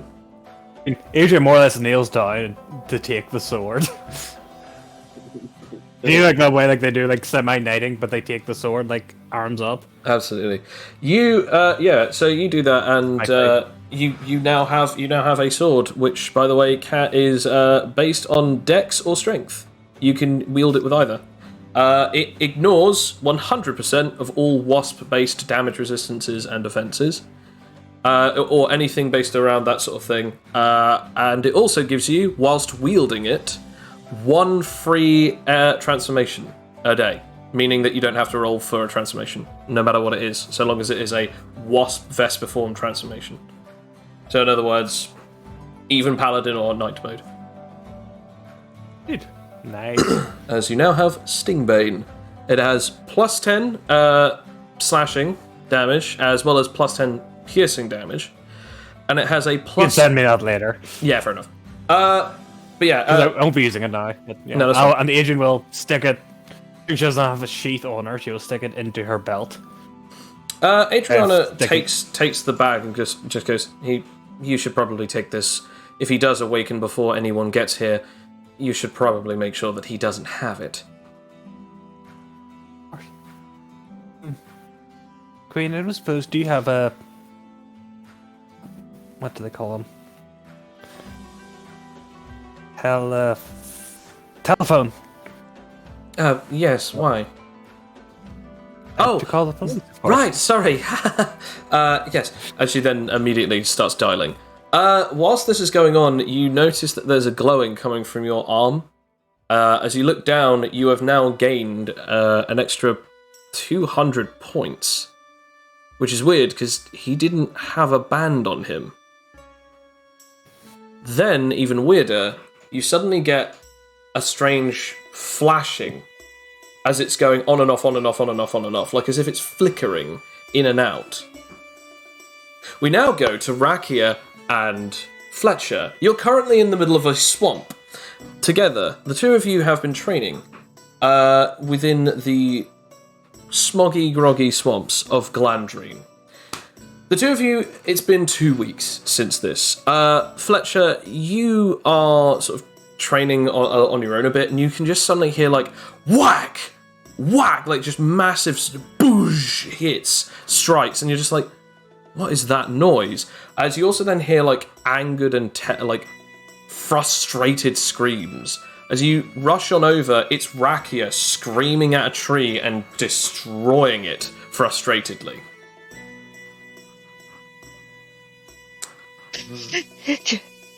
Rakia, I honestly can't tell if you're practicing your tree felling skill or you're still frustrated over the fact that they cancelled the tournament. A little of column A, whack. A little of column B, whack. More of column B then. Whack, whack, whack, whack, whack. The two of you... Honestly, It's about midday. The two of you have sort of been just doing this for a while, but yes, you can feel the tension, Fletcher. I'm still honored that you allowed me to follow you back to your homeland. Oh yes, it's been quite an experience. Whack. This tree is just now like it just topples over under the pure weight of your like smacks.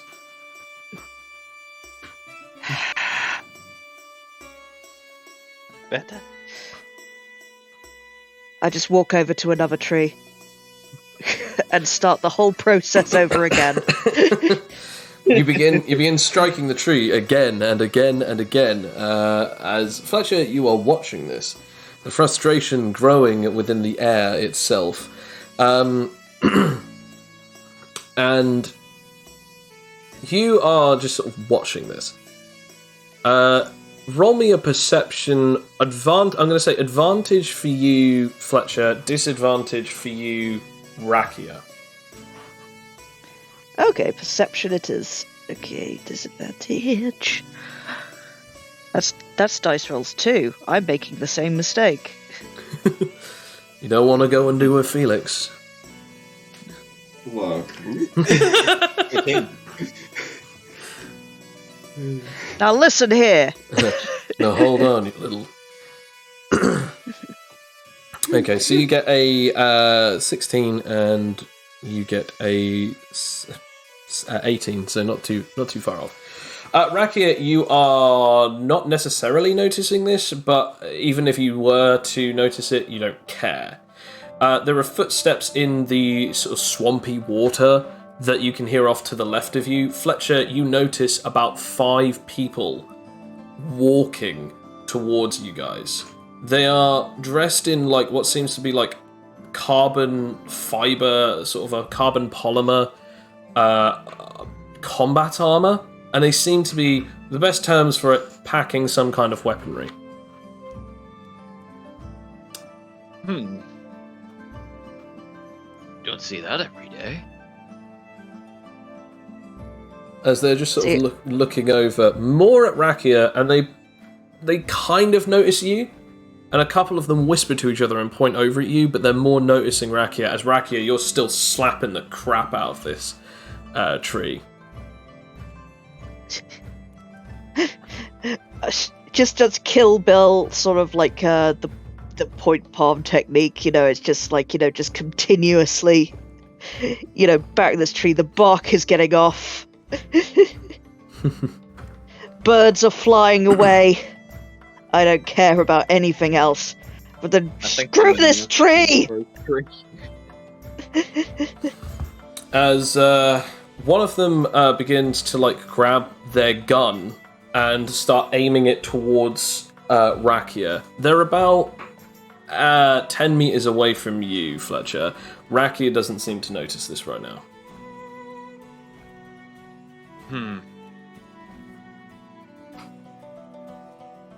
Oi, mate.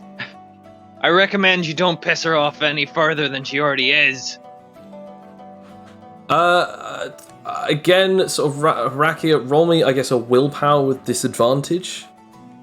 Oh, joy, that's my best stat.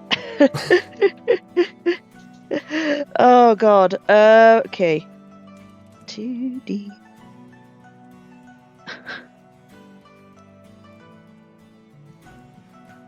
That's 8. 9. Yeah. You hear him say this, you don't really care. Yeah, don't piss me off, whatever. The guy at front who's currently got a gun pointing is like, with all due respect, mate, that thing is a ghoulish monster and a freak of nature, and it needs to be taken down. If you get in our way, you'll be next. Excuse me, but that's my friend you're referring to, and if you attempt to shoot her, I will make sure you're hanging upside down from those trees she's beating. I pause for a moment and go, "Ah," but then continue again. I want to point out, when you finally pause for a moment, you actually do notice the gang of people just looking at you, and the one that's got a gun pointed to you. Yeah, so your very sweet comment, snapped me out of it. As they're just like, shit, alright, everyone, quick, guns on her. As both of you roll me initiative, and I'll roll the initiative for all of these guys. As oh, jeez. Oh. You guys just made the biggest mistake of your lives. You guys just made the last mistake of your lives. Okay, so that's a 22, 18. Okay, so these guys are going first. Rakia, these guys all take their aim and attempt to shoot at you. How would you like to react to this?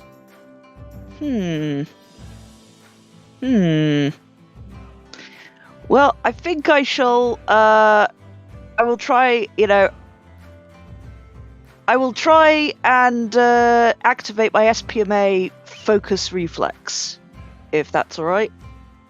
Can you roll? Yeah, wait, I haven't got react. Oh no, I can't roll reactively, can I? No. Damn it. Damn it. That's a good question. Do you have SPMA? No. No, not yet. Oh. Not yet. I mean, Would you not already be in that stance, considering you were so focused on killing trees? actually no, because I can actually just activate my No, actually no, that would be not good. What is the best strategy for this? What is my just strategy rolling here? one of the reactions. I want to say, by the way, just for the sake of it, if you want, you can always attempt to roll once, or you can attempt roll once against a mob, or you can roll multiple times against each and every individual opponent. That is up to you. I will always roll separately. You know what? I think I'll try and since I can do this reactively, I'll activate my martial arts ability, which I was practicing the Rakia Rush. And so I can activate strenuous form. Okay. I will say that they're all 10 meters away from you, so even if you do reactively use it, you'll still be shot by all of them. Okay, that's not good. No. I guess, honestly, I think I'll just, you know what? Since I've jumped in, I will... wait a minute. There is, of course, this tree, of course. Could I hit it so that it falls on them? Roll finesse to try and attempt it. I'll say you can either roll finesse or reactive strike on that tree. I think reactive... actually, finesse is probably a bit better. I would argue that finesse is better. Because to be fair, either works. And of course, there's also the razor swipe ability that I have there. But yeah, probably finesse. Let's do finesse. Okay, so this is one finesse against finesse. All these rolls. I've already weakened it, I think. At this point, I'm just looking for a success that's better than at least one of these dudes, and then we'll just see how much better it is than everyone else. Oh my god.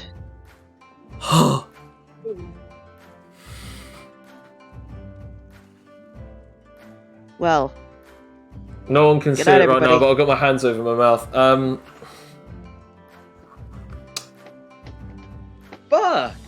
So how much health again, Rakia? 61, is it? I have 71. Oh! No, I have 71. Oh, good. What's your vitality? 27, or is it higher? No, it's 29 now. Good. You're gonna need it. Oh, I'm so sorry. Was this your plan all along, Joe? Finish us all off one by one to end the series. I'm sorry. Right, okay. Here are the dice separately, each for each shot. That's actually no, sorry. That's not 10, that's 14, because it's actually not... no, it's not even 14, it's 16 against... Avenge me, Fletcher. Rakia. I'll make sure they're all played and hung up that tree. 10, 16... Oh. I'll delete this one. No, actually, no, you're not. Okay, 16, 16, 16.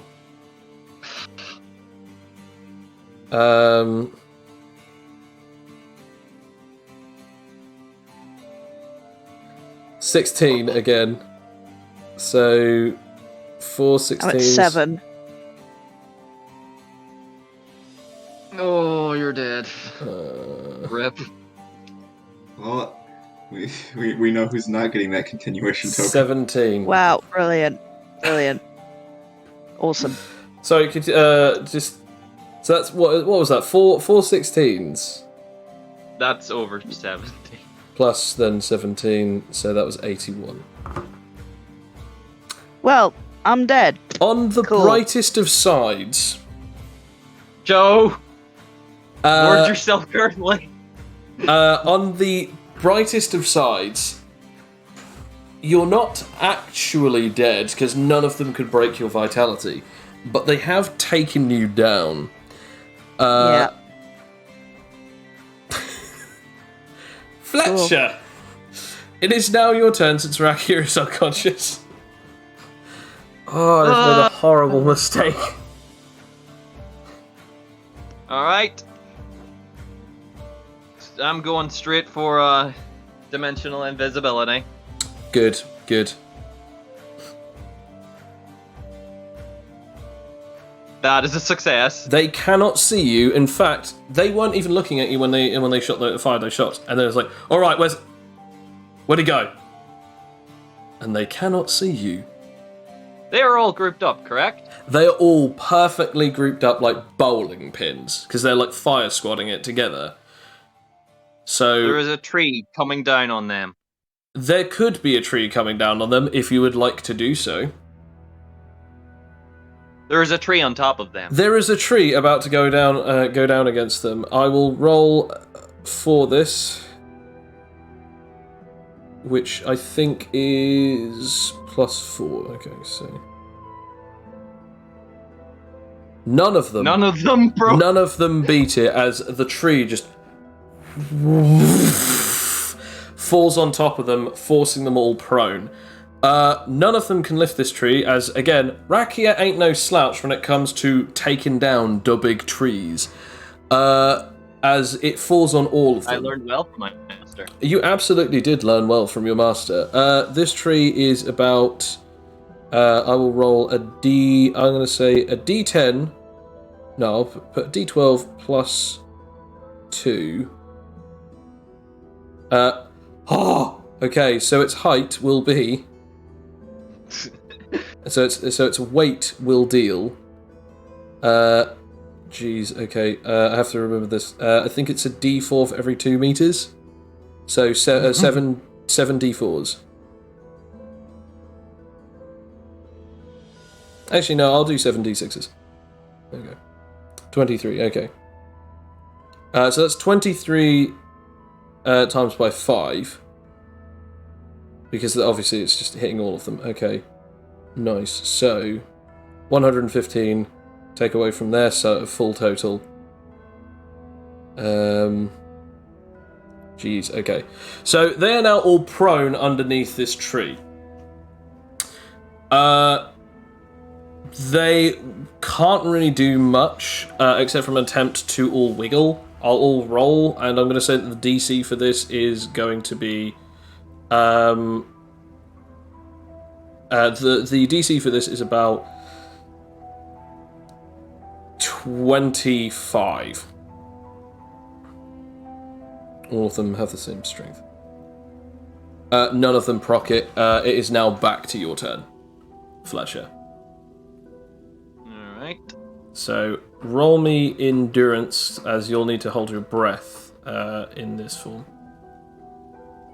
Unless, do you have the perk that stops that? Yep, I have a new occupation. Awesome! Hey! Never have to roll endurance again on this power. I am the knight. I forgot to roll a d4 for That's the fine. time. That's fine.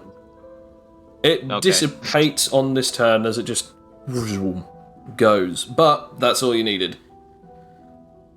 Rakia is on the floor, covered in bullet wounds. They don't seem to be that deep, but actually it seems more like the wounds are glowing with a horrible aching and sort of almost like pink veins sort of like glowing throughout her body wherever the bullet wounds are. This is not good. This is not good at all. What will you do? Remember your training. Pick me up and run. I mean, Can he lift you? I do not. Yeah, think it's -2. Oh shoot! Okay, yeah, I forgot how light you were. Yeah, I have hollow bones apparently. Yeah, pretty in this much. race.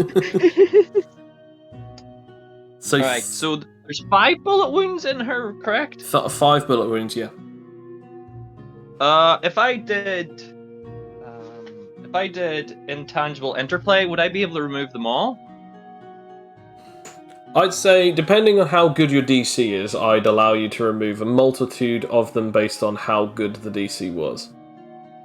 All right, I'll try that first.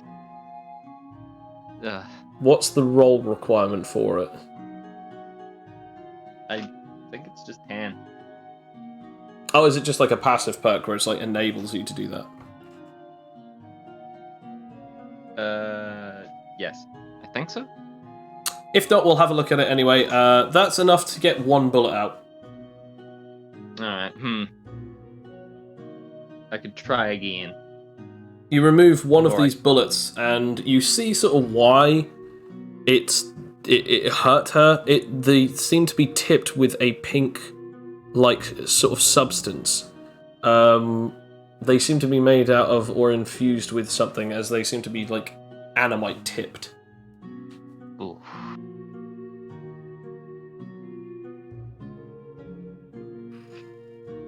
Alright, yeah, time to run. You gonna try and lift her? Yep, I guess I'll be rolling strength. Roll it, and then... Okay. What is your strength? What is your carry weight capacity? What's your strength and con times by? I think it's times by 5 or 10. Yeah, no, I I've think got it's 10. +5 on my carry weight. So, what's your strength number and what's your con number? Strength is 13 and con is 12. So that's 25. So that's 250. I think it's either 250 pounds or it's 250 kilos. I think. Actually, no. I think it's 25 times 5, which is 125. You can lift I'm Rakia. half then. that. Yeah, you can lift Rakia. Yeah, then. I'm 60 kilograms. Yeah, no, you should be fine. Even with the Fletcher is bonum. very surprised at how light Rakia actually is. Absolutely, pretty much almost everyone is, including the narrator. As you basically begin to run, and you just basically head off in a direction. I say you've been running for about 20 minutes. You eventually sort of stop off in like a small. Sort of a small recluse sort of area where there's a sort of a dune before like the beach. So it's sort of where the beach and the forest meet on this sort of swamp. As you're pretty much on the edge of the island itself. You're not sure if they'll be able to follow your tracks, but you would hope not. As you basically just take a rest and attempt to remove the bullets again, because again at the moment they seem to be doing Arakia quite a bit of harm passively. Roll me intangibility into play.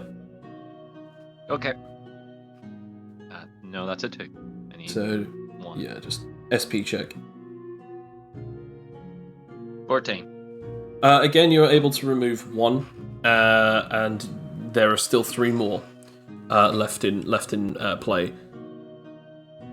You basically spend about 3 or 4 minutes attempting to remove the others, and again it just takes a single time each time to just reach in, grab it, pull it out, and it's like, okay, I have to wait a few minutes to go.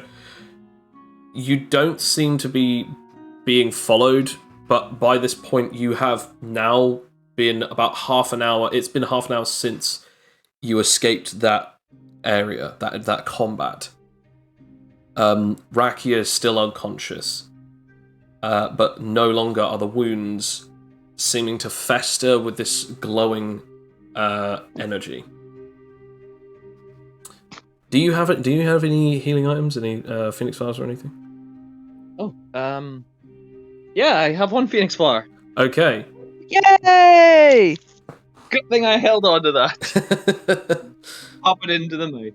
You pop it into her mouth as she is now awoken with...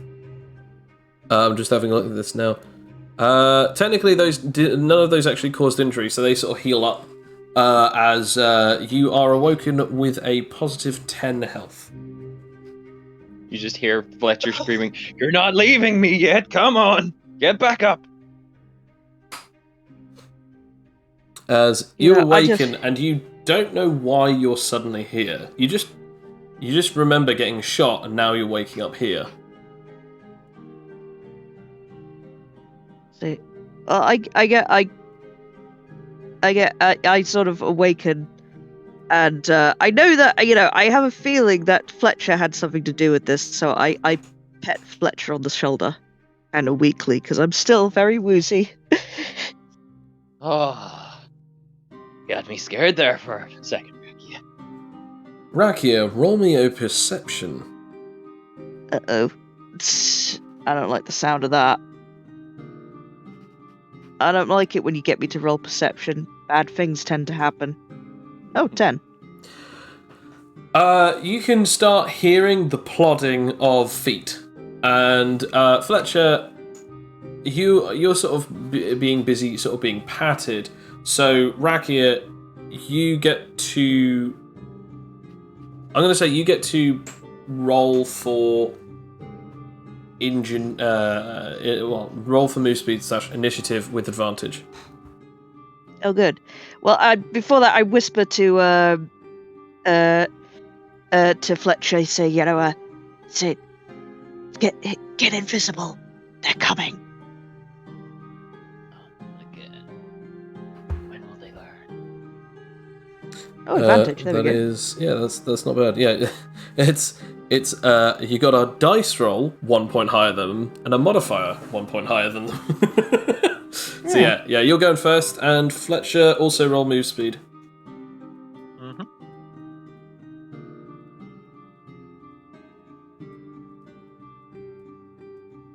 Ooh. You're going first, hombre. Hell yeah. Let me just jot down that XP. There we go. I take Rakia's advice and I try for... Oh, actually... yeah. I try for invisibility. Do you have a cooldown on that, by the way? I don't believe so. I mean, do you have any disadvantages that remove the cooldown? My question is it a strenuous form? Yes. Because I don't think you'll be able to use it for 1 hour for every minute that you used it. And so far, you've only been out of the transformation for a half an hour. Okay, so I guess I'll just consider this as phasing then. Yeah, normal intangibility. Yep. Mm-hmm. Okay, so you're sort of I'm assuming that you're starting to like pass through the ground a bit, or the entire way. Yep, I'm slowly sinking down. Okay, they're about 10 meters away now.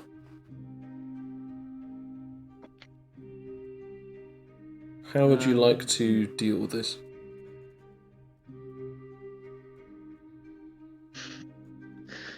Is there any more trees?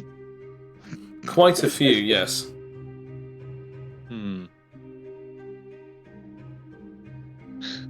I wonder if they've learned their lesson and have tried to not be grouped up. They're still relatively grouped up, so theoretically you could hit them with another tree. I will say, however, like these ones will be a slight bit higher difficulty due to the fact that they haven't been attacked by Rakia multiple times.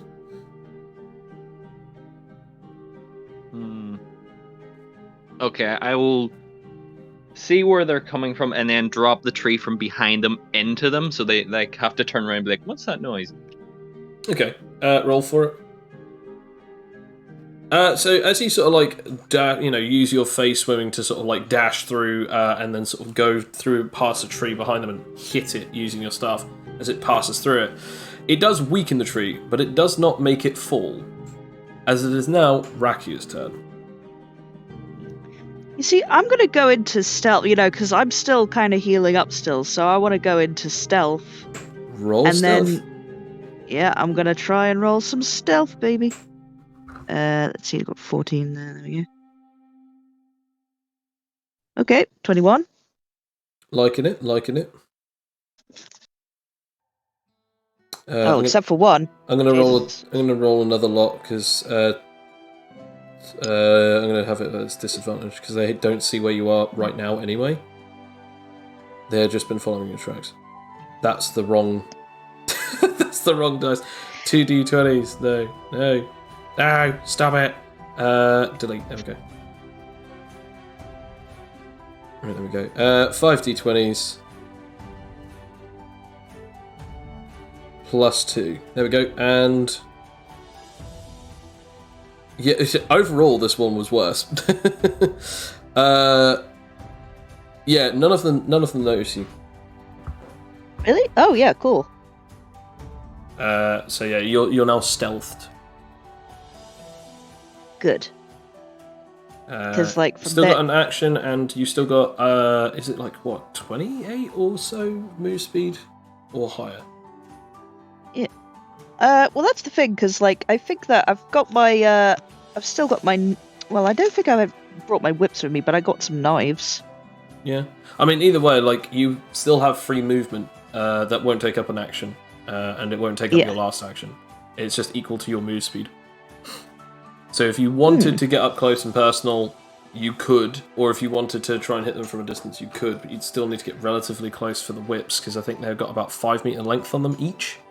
Oh yeah, but this is the thing, I've got my knives, you see, and I'm going to use my horn knife to take down one of them, and I can have my entire move speed. I have like about over 100 meters throwing distance. You absolutely could chuck one and snipe one of them, yeah.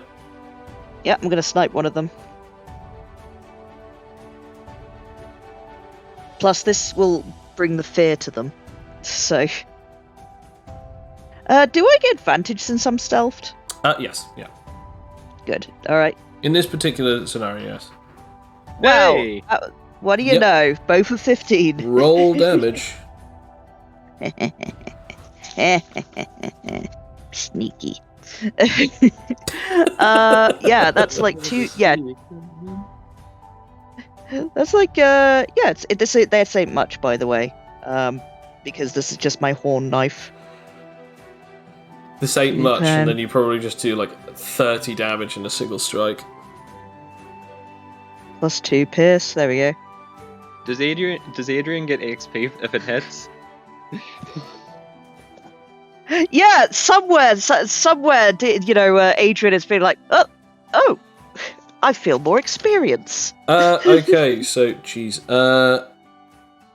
As the knife goes, like, you fling it, they're just like, wait, what's... As, like, immediately you just go straight through his nose into his head as the knife just slightly... The handle is all the way up to the hilt onto, like, down to his cheekbones. As his nose is just, like, gone. As he just falls down, dead. As they're just like, ah, ah, ah! They like have no idea where you are, and they're just pointing their guns all around. As it's now their turn, they are very confused, as they don't know where either of you two are. The two stealth machines, and they have no idea. As that pretty much forfeits their turn, because there's nothing that they can do other than slightly split up, so they can't be hit in an entire location unless if they can be hit within a 5 meter radius. As it's now Fletcher's turn.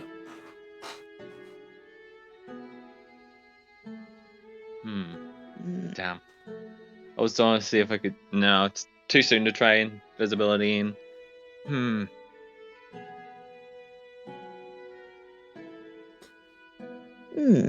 So did you say they split up, or are they still, They're in a 5 meter radius split up, so that if you could hit them all within a 5 meter radius, you'd catch them all, but it's not exactly easy to do so.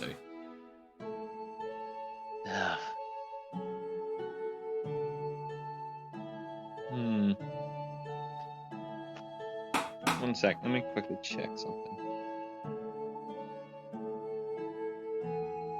Yeah, that could work. Let's see. Is there any small pebbles on the ground or anything? That's actually a good question. Roll investigation to see if you see any small pebbles on the ground. Come on, dice gods. No. Fuck. You do not. In this swampy, muddy area, you do not see any stones.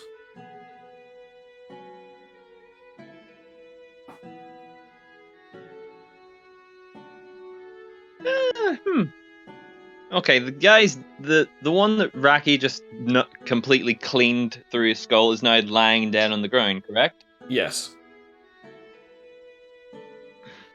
Could I phase swim underneath him and fire the dagger back out through his face and into another guy with phase cannon? I don't see why not. Roll for... Yeah, I don't see why not. Again, they're not looking in your direction, so all you have to do is just roll for phase cannon. Phase cannon, let the phase cannon kick it. Come on. Yes, that's yes! perfect. As you pass your hand through, how would you like to do this? Well, I phased over to underneath the guy who's now dead in the ground.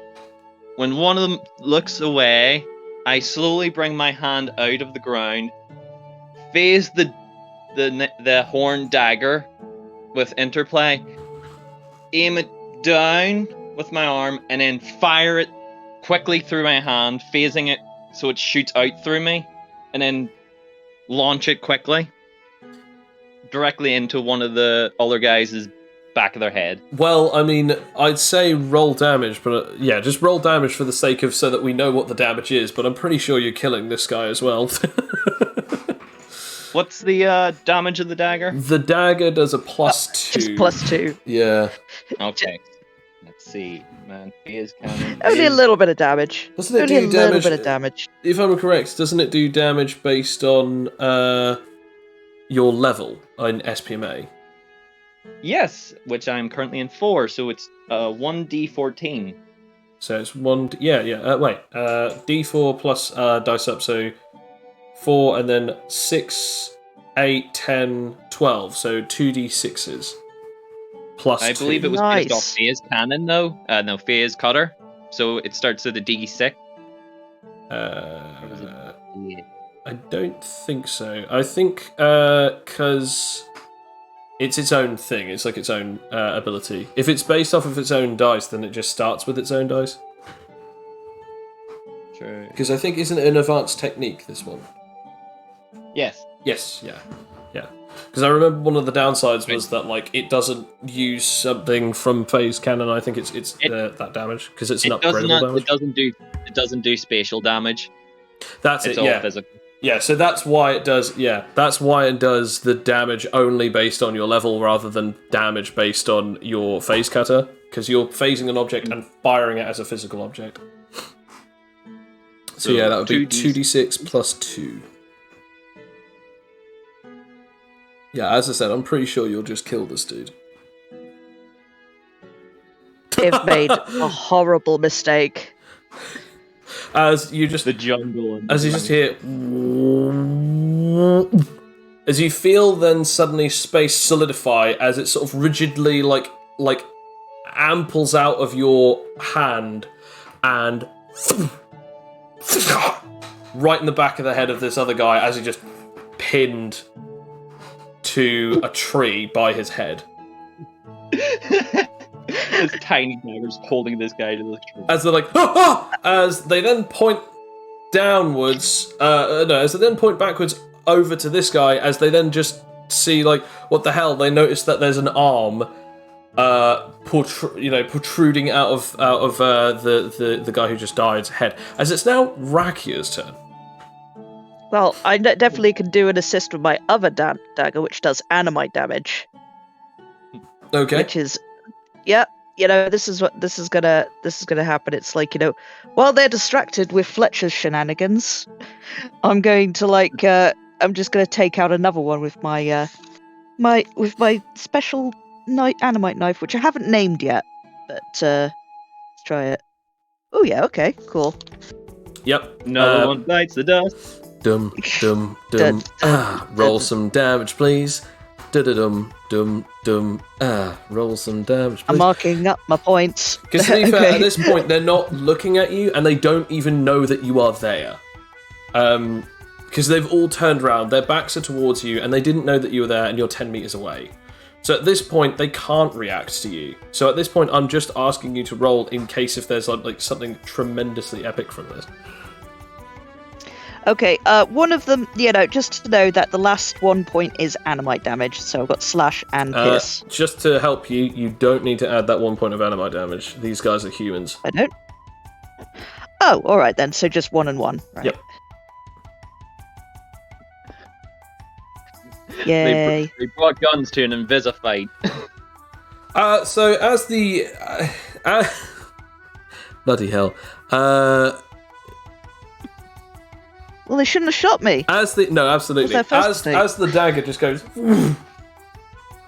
straight That past, was their third mistake. it just gets stuck into the back of this guy's neck as he then just falls backwards into the sort of like muddy water as it then slightly pushes it through his neck as he's dead and dies a horrible grim death. There is now 2 of them. Now one of them is looking at the arm, the other one's looking out off to the back. You will no longer have the element of surprise in the terms of no roll requirements against them. They will now be able to react against you. As it is now their turn, one of them attempts to blindly fire off into the distance. Rakia, would you like an advantage or me to roll disadvantage? I'd like you to roll disadvantage, please. Fair enough, as the guy lines up for his shot and attempts to fire off into the random space. Natural 1. Hey! I guess I'll evade that. Yeah. And the same goes for this. Fletcher, this guy is just trying to shoot at your arm. There is no advantage or disadvantage. You just have to roll against it. Yes, Rakia, you definitely dodged that. Try and beat an 18. How would you like to react against the 18, Fletcher?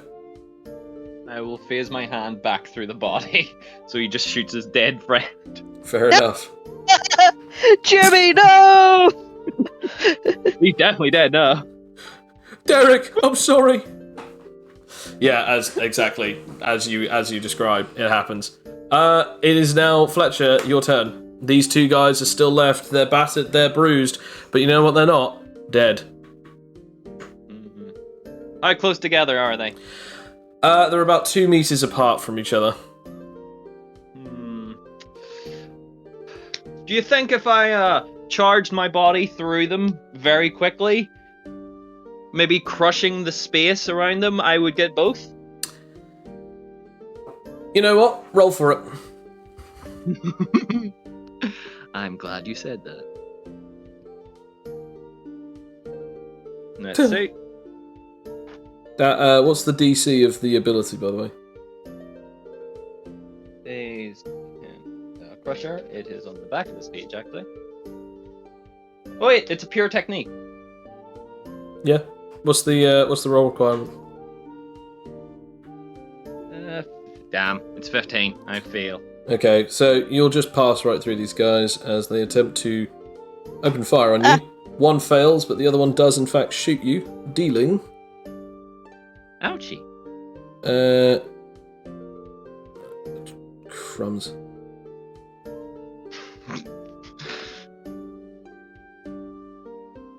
There we go, 2d6 plus 2 plus 2. There we go, as you are dealt 11 points of damage. Again... That is... Oh, actually no, it doesn't. It does 9 points of damage, because I just realised the physical doesn't get counted whilst you're intangible. Ooh, so... 26? 27? Something like that. I've just written down that you've just taken 9 points of damage. Fair enough. And we will put 27. Do I know which health I am sitting on? As it is now Rakia's turn again. Well, that's very rude shooting at my friend, especially after they've shot me. Now, You'd think they'd learn. I want to point out, Fletcher, you've basically just done a fish, as you've just sort of like done an jumping out of the water sort of out of the ground, like as if it's water, and diving back in as you pass through both of these guys, as one of them shoots you and the other one sort of misses, but yeah, it wasn't a violent pass through, so basically it didn't do any damage, you just basically like ghosted through them. You did get hit by the bullet, and it does hurt. But as you pass right through, Rakia, you don't have to worry about friendly fire. Awesome. In which case, well, I think one of my abilities, I'm going to try, since it's my turn, I am going to try and activate my SPMA so I can get an advantage. You know, focus reflex. Roll for it. So let's try this out. Super wisdom. Okay. God. And that's +8. Well, I don't get it. You don't activate it, but you still have another. I don't activate it. You know, yeah, so I won't have the advantage. So I'm just going to go and the one that Fletcher isn't close to, because Fletcher can take the other one out. I'm just going to straight up hit him with some ghoul style. Oh, okay. Roll for it. Which I guess is just finesse. Yep. I'm hitting with some ghoul style. I mean, it's exactly the same freaking number I usually do, but still, do it. Oh yeah, there's the ghoul style. Okay. And since you're rolling with Dex, I have to roll. Oh, actually, no, it's a proficiency, so I actually don't have to roll disadvantage, but doesn't matter. As how would you? I'm just going to put this way. How would you like to kill this guy? Well, you know, I think, you know, since you know, I think that, you know, basically, you know, I've taken him out with a swish with my knives. It's going to be like that, but with my hand, because I realised that I've run out of knives.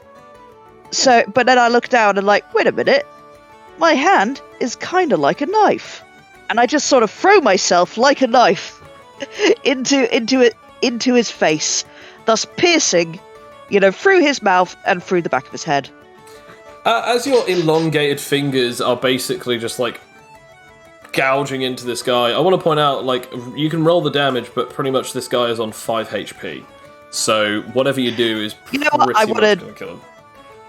I'm just, you know what? I'm just to add, because he nearly killed me. I'm just going to roll the damage just to spite him. So that's fair enough. Also, just because I'd like to see how much it actually ends up being. Because I know that it's not. How many levels in Guildside do you have? Is it 2 or 3? Oh, 3. Yeah. Okay, yeah. So you do have the ability to roll with your Dex modifier as well. Yeah, exactly. I know. So yeah, this guy is going to feel a world of pain. If his head doesn't just pop like a watermelon. Yeah, his head pops like a watermelon.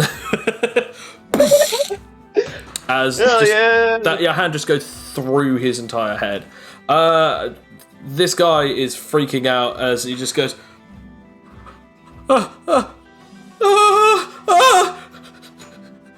forever! As he then pulls the gun to himself and shoots himself in the head. You just see Fletcher fades up behind him. It's like, God, what a coward. Pussed out like a bitch. As you guys have cleared this, I'm gonna take my knife. I'm just gonna unceremoniously take my knives back out of these, you know, these fair motherfuckers, enough. No, absolutely. And take their wallets as well. Fuck them. You notice that despite the fact that they actually had armor, none of the strikes that you guys actually dealt against these guys were on any part of their bodies. It was all on the heads, except from the tree. But the trees just did damage all throughout their bodies, so it was quite funny. Anyway, the tree did not care about your armor. So, as you're sort of pulling this off of them, you're like looking around and seeing what they have on them. Roll me an investigation for the both of you.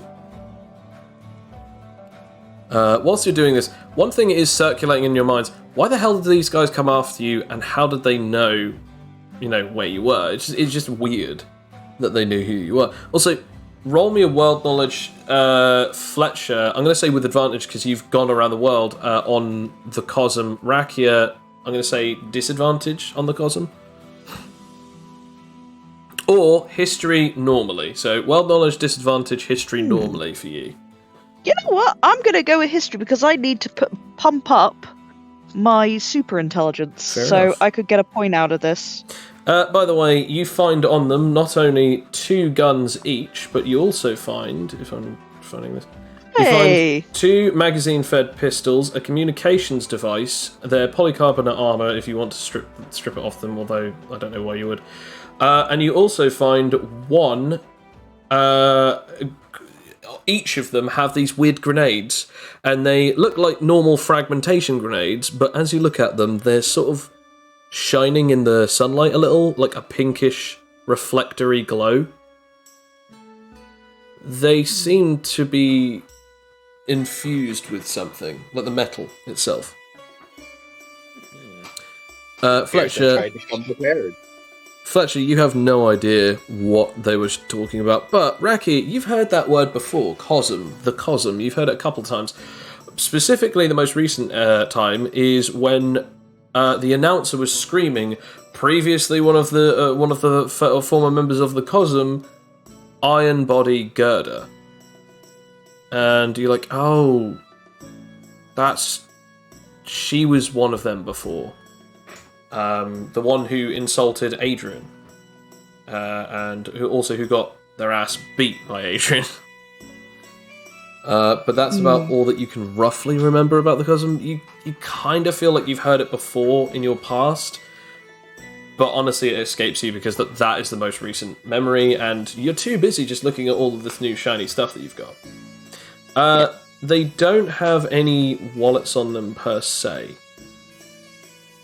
Damn.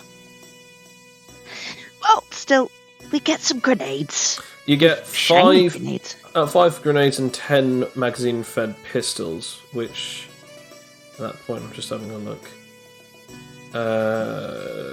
Of which, in total, they've used up a couple of bullets each. So, you're looking at 5 times 6, 36 bullets left. So, 36 bullets and 10 magazine-fed pistols. That's if you want to take all of them. Although, you don't really have... Can you give me an inventory synopsis? I can send you that in a sec, yeah. Well, I'm taking these grenades because I like throwing stuff and they're shiny. So That's fair enough. so I'll take the 5 grenades. As you and pick them up, you notice on your incredibly long arm that there is something happening to your band, which hasn't happened in the last 2 weeks. The numbers are changing. And my eyes widen like Puss in Boots. the numbers go up by 500 on your band. So you are now Fletcher? at 2,106. Oh, Fletcher, What is it? check your band. Oh my god. You check your band and it's already gone up by 500 points to 713.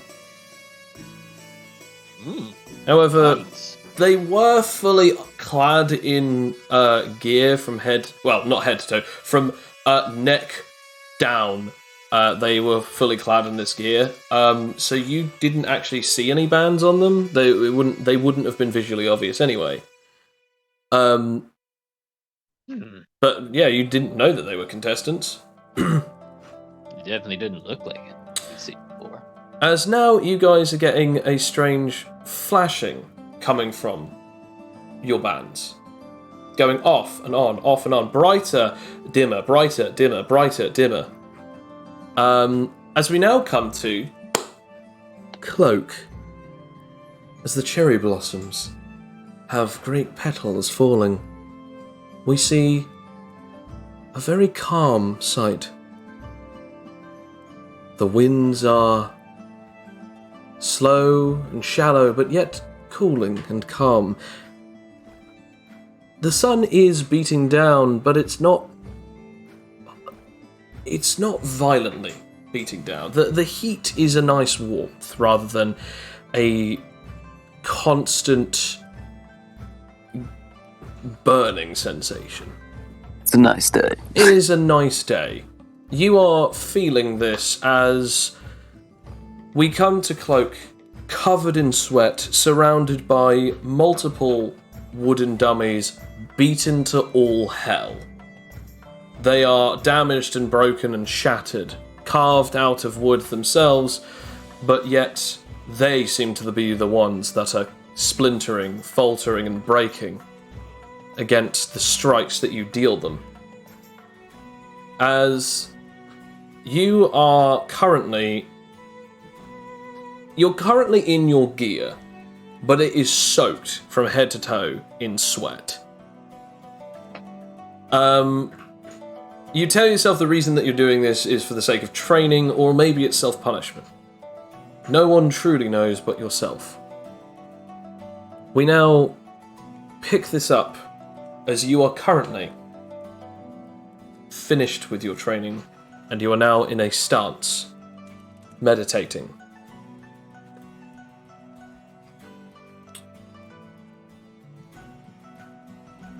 What sort of goes through your mind right now as you are doing so? Just a rest. You know, it's important to be calm and peaceful after all that training. Okay. Need to go and get some tea. It's been 3 weeks since the tournament came to an abrupt end, and your frustration has been let go to a certain degree, but there's still a certain ounce of disappointment and a little bit of frustration lingers, but nowhere near as much as it did on the day. You left and not a trace of you was found by any of your teammates, as immediately after you were told to go home, you did so. However, this, for the last 3 weeks, has been your home. Any other thoughts go through your mind? Yeah, I mean,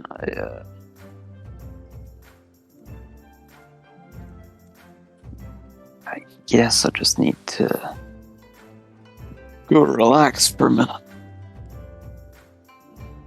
You do so. Roll me a perception.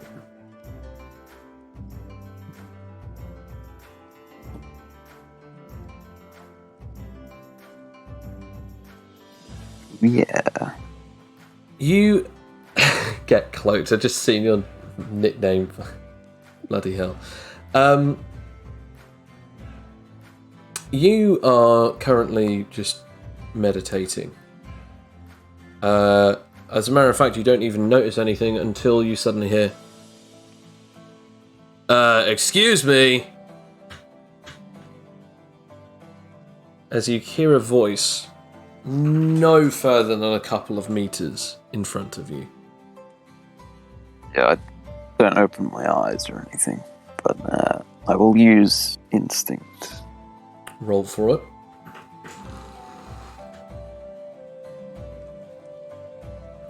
You sense 5 separate bodies standing in front of you.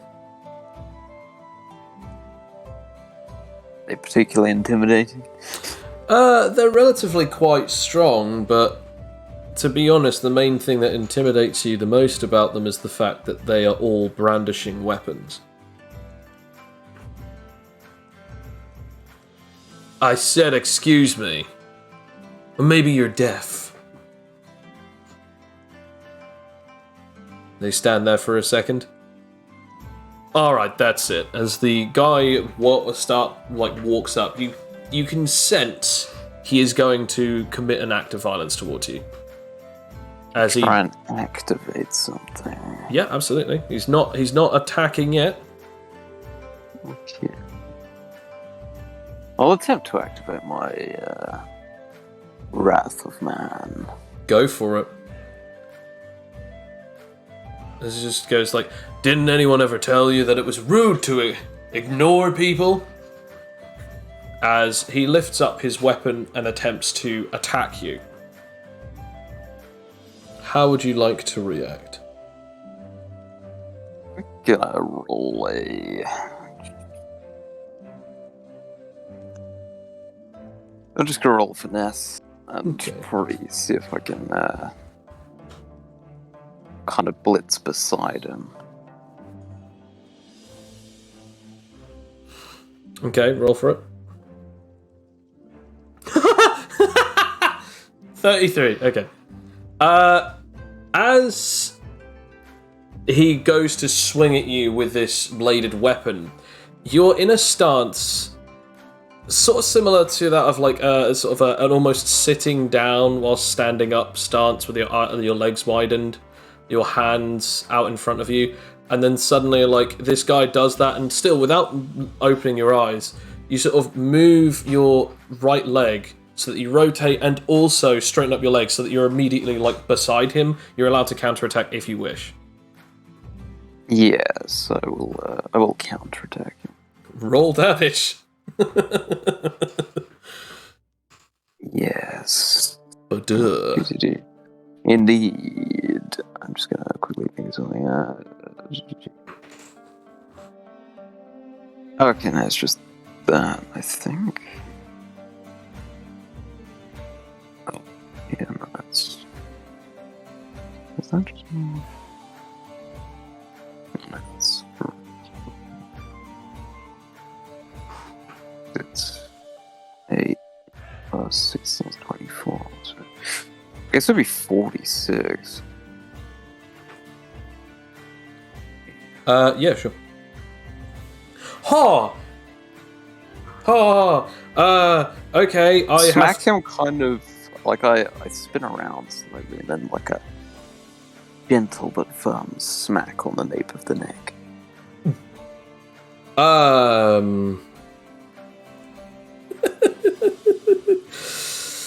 Jeez, okay.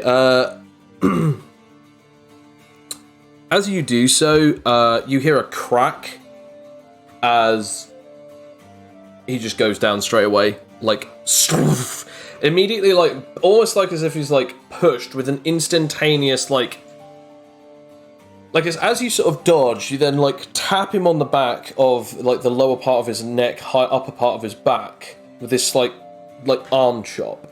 As you do so, it, like, hits him, and then the entirety of his body is forced downwards, as if he just hit terminal velocity.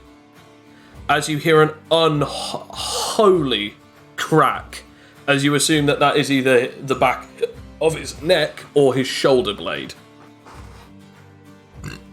As you then turn around and... no, well, it's up to you. Do you turn around to look at these guys, or do you still stay in... No, you know, I'm in the same stance.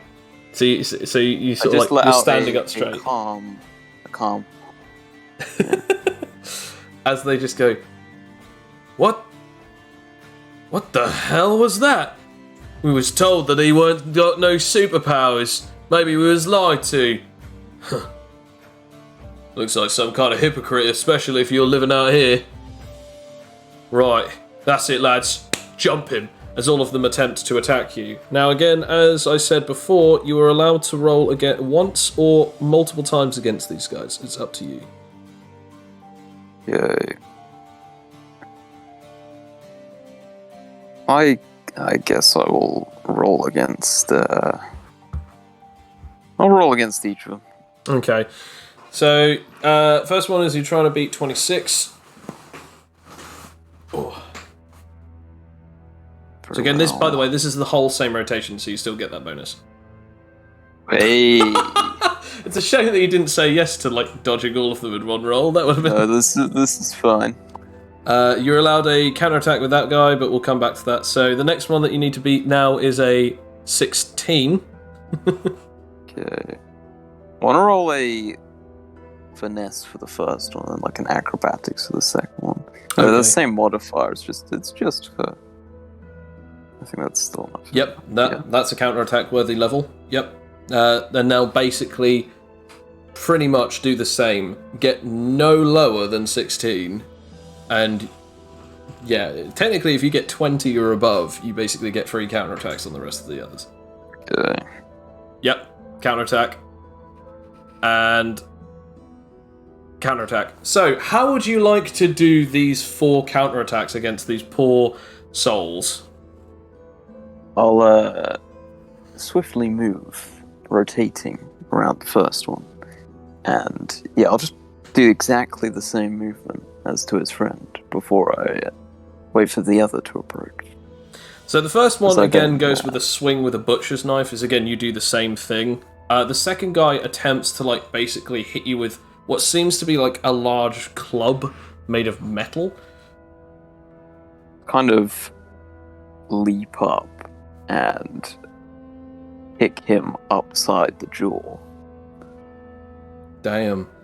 As you come back down from that, you then see a guy attempting to, like, throw a chain at you. Like, basically, he's, like, just, his weapon is a chain. As he attempts to, like, you know, pull it out and throw it at you. Kind of just stick my hand out as I glide it along the side of the chain, and then just palm him in the chest.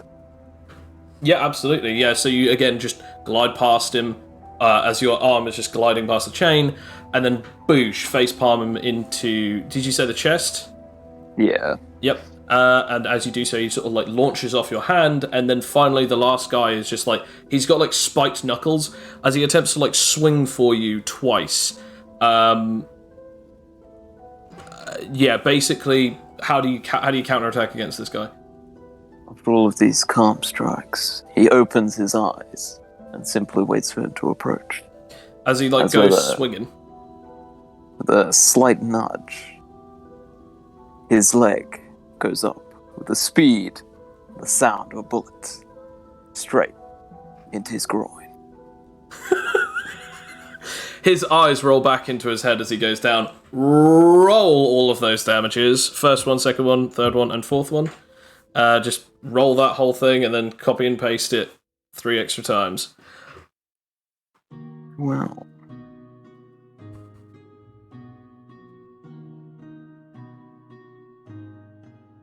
And we shall see. Okay, so holy cow, 41.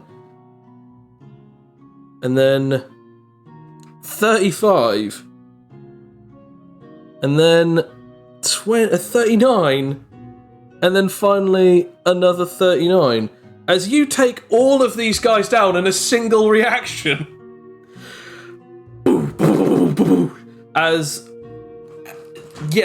Pretty much as you said, like, you instantly get, like, these guys just harassing you, take the first guy down, and then immediately this other guy comes swinging at you with a butcher's knife. You basically dodge past him in the exact same way, smack, as, like, the other guy, like, tries to run up with a club. You then, like, literally do you literally do, like, a 180 jump, like, spinning jump, as you then kick him, sort of, like, roundhouse kick him down on the jaw, as it, like, again, just straight up takes him down. As the next guy tries to swing a chain at you, you then pass past him, palm strike him, and launch him into one of the dummies, as it just smashes and breaks the dummy, and he's just KO'd instantly. As the final guy tries to take a swing, you then sort of, like, watch him move past and then instantly, like, kick him straight in the crotch, as he then just goes down and flop onto the ground, as all of them in a single... I want to point this out, this takes no longer than 10 seconds as you beat all 5 of these guys. Oh, yes. Oh, I guess tea's on you guys. What do you do with these guys? Do you just leave them there? He goes fishing around for their wallets. Fair enough. Roll me investigation. I'm going to say with advantage, because you got time. Got all the time in the world. Only 12. Only 12 isn't too bad. You do find some chump change lying around them. That's all I need. I say that, but then in sum total, you find enough change to get yourself 267 stars worth of chump change. On top of that, if you want, you can also confiscate their weapons as well. Yeah, he's not having those. Well, he's going to take their weapons, obviously. He doesn't think they're worthy of any weaponry yet. Fair enough. But then he'll kind of, while they're unconscious, take off all of these cloaks and wraps and place them under this rock that he always places them under in this training spot before he goes out into town. Fair enough. Do you... Splashes some water in his face, of course. Fair enough. Do you attempt to cover up your band when you're going into Yeah, he's got a kind of cloth wrapped around it. Okay. When you take off everything, and then you go to put the cloth on it, you actually notice... What? As you've now got an extra 500 points than you had before. Man, I really wish I could use these out here. As then, it starts flashing. It goes brighter than dimmer, brighter than dimmer. You then look on your forearm as it now says, "Message incoming." It says, "Would you like to read this message?" Yeah, sure. As you basically say this, or think this in your mind, the message opens up. Eraser, I really desperately need your help. I know that we don't really know each other too well, and to be honest, I know that we were supposed to be fighting only as a team, and I understand this, but look, it's important. I really need your help desperately. Please, come to Iris City and come to the hospital. I need to speak with you immediately. Signed, hopefully, if you consider it, your friend, Felix. And all of you are sent these messages, except from Felix, obviously. All of you are sent this message when it starts glowing. You get this message and it says, please insert your name here, as it says, please, Rakia, please. Thinking, and it basically is just explaining that Fletcher is in a lot of trouble and he needs your help and you need to come to him. Of which that you feel compelled to do so. Of which, Adrian, you do this and you drop your whole schedule for the day and are just like, I need to go and find him, but I don't know where he is. And so it takes you quite some time to go and find where this hospital is. But funny enough, on yours it says, meet me on this date. So you spend the rest of the day trying to find out where it is, and you basically spend the day with your sister trying to find it. The authorities do arrive to take Dimitri, and basically they tie him up and they lock him up and they basically throw him into a holding cell, which actually does have nullification tech, and they basically like zoom him away. With Rakia and Fletcher, you stow away on a boat, which takes you quite a long time to get to Iris City. And finally, Cloak, you do go out, but beforehand you go into the town. You buy some things, and one of the things that you buy is you buy a special type of a special type of bag, and you put rations into it, as it is still going to be quite a long journey for yourself. You are able to get on a boat, and you place all of your weapons in this bag, as this bag has the ability to store large quantities of items. It is known as a spatial bag, meaning that it has a pocket dimension inside it. Upon doing so, all of you eventually arrive outside of the hospital, but at different times. Rakia and Fletcher, you make yourself aware, and you go to the elevator. Adrian, do you take Adriana with you, or do you tell her to stay at her university after hearing that the mercenary guild is after both of your heads? Ask, because I just realized I don't think we ever did, or I forgot. What was in the bag the guy had anyway? Oh, absolutely, I can tell you. 2 grenades, 3 animite chunks, and the scabbard to the sword known as Stingbane. Well, I would take the 2. I would take the scabbard, the 2 stones, and then probably de-transform and deconstruct the grenades into something non-threatening Okay. and non-explosives. Yeah, fair Nice enough. little sculpture. Yeah, I'll make a wee sculpture of like the two, me and Adriana, Fair striking enough. a pose. Yeah, Dwarf. I like that actually. That's brilliant. But that's yeah, and the two animite things I will probably just keep in the bag for later. Now or again, if Adriana wants them. the weird thing about this bag is that bag is also a spatial bag, as it seems to have a pocket dimension inside, of which you can put things in and take things out. Oh, that's handy. That's nifty. Scabbard. I'll scabbard the weapon and again put it by my belt. Okay. Yes, I will bring Adriana with me because can't protect her if she's somewhere else. Fair enough. So make sure. Lister had to pay for his. You got one. I can ask her if she wants to come. Obviously, I'll ask her to. When you explain the situation, like, can you come with me because I'm concerned for your safety?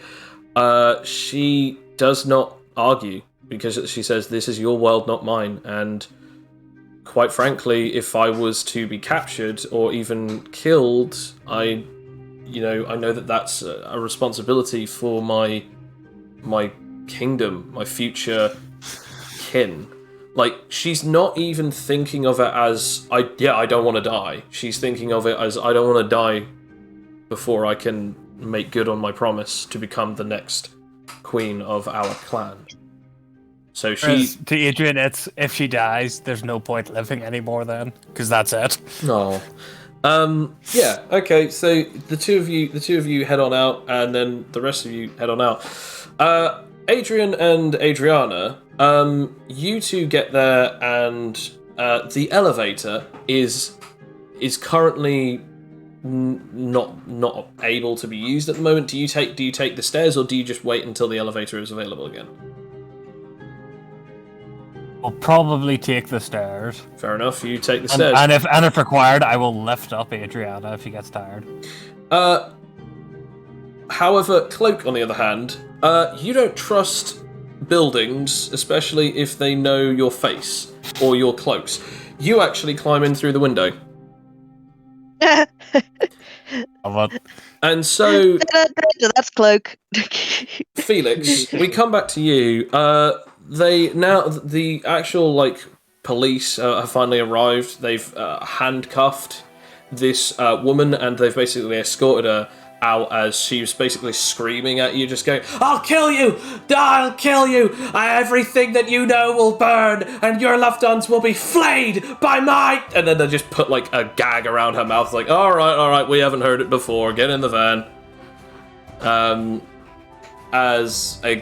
She's trying to shapeshift, but as soon as she's thrown into the van, you sort of see a glow and a humming sort of noise, as then she suddenly, half of her face that was snake just turned back human, as she can't use her powers in it as they close the doors. You go back up to your wife's room, and you're sort of just like... Look sadly at the hole in the wall. Yeah. And you're you go back up. Obviously, you're de-transformed, and you sort of try to calm yourself down from this because, again, this is weird. And you walk, and you walk in, and you're about to just sort of talk to yourself / talk to your wife.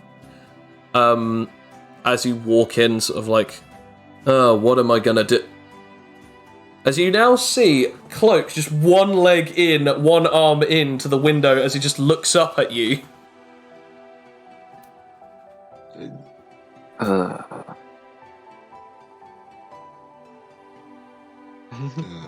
As you are more than surprised to see Cloak here of all people.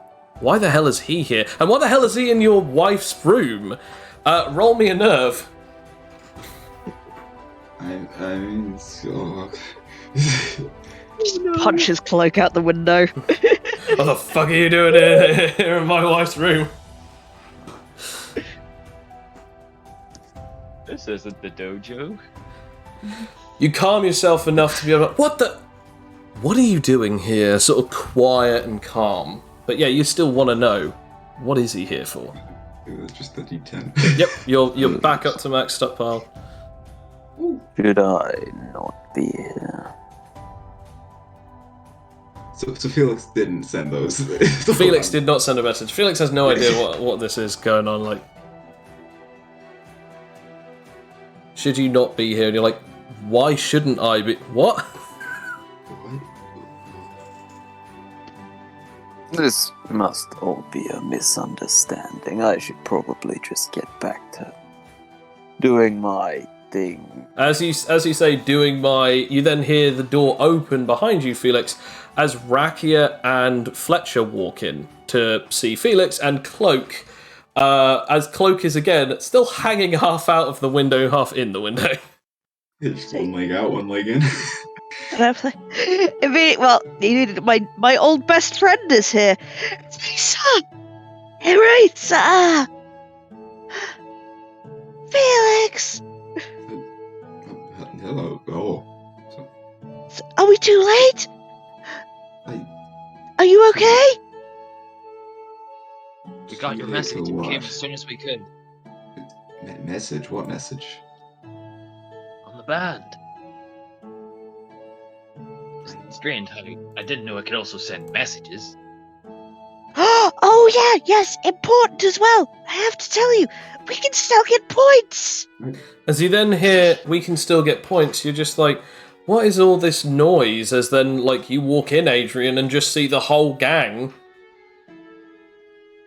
Hey, Adrian. And then just like, as Did Adriana get tired? Or did she just walk up beside me? Adriana's behind you, but she's still not fully in the door yet, so no one can actually see your sister yet. As the room is starting to fill up very quickly.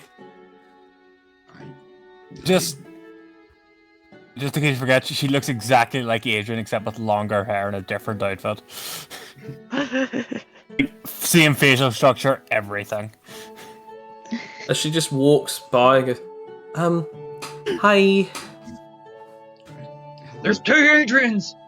I didn't even know the bands could send messages. I didn't send a message.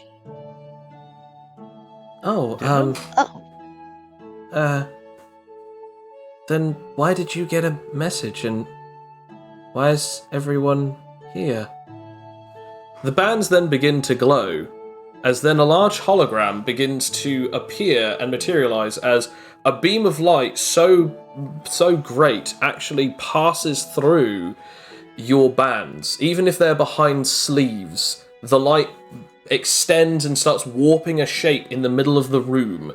In the middle of the room, the light begins to show the shape of Stilton Maximilian. Now I know this is not a mistake. Now welcome one and all to my contestants.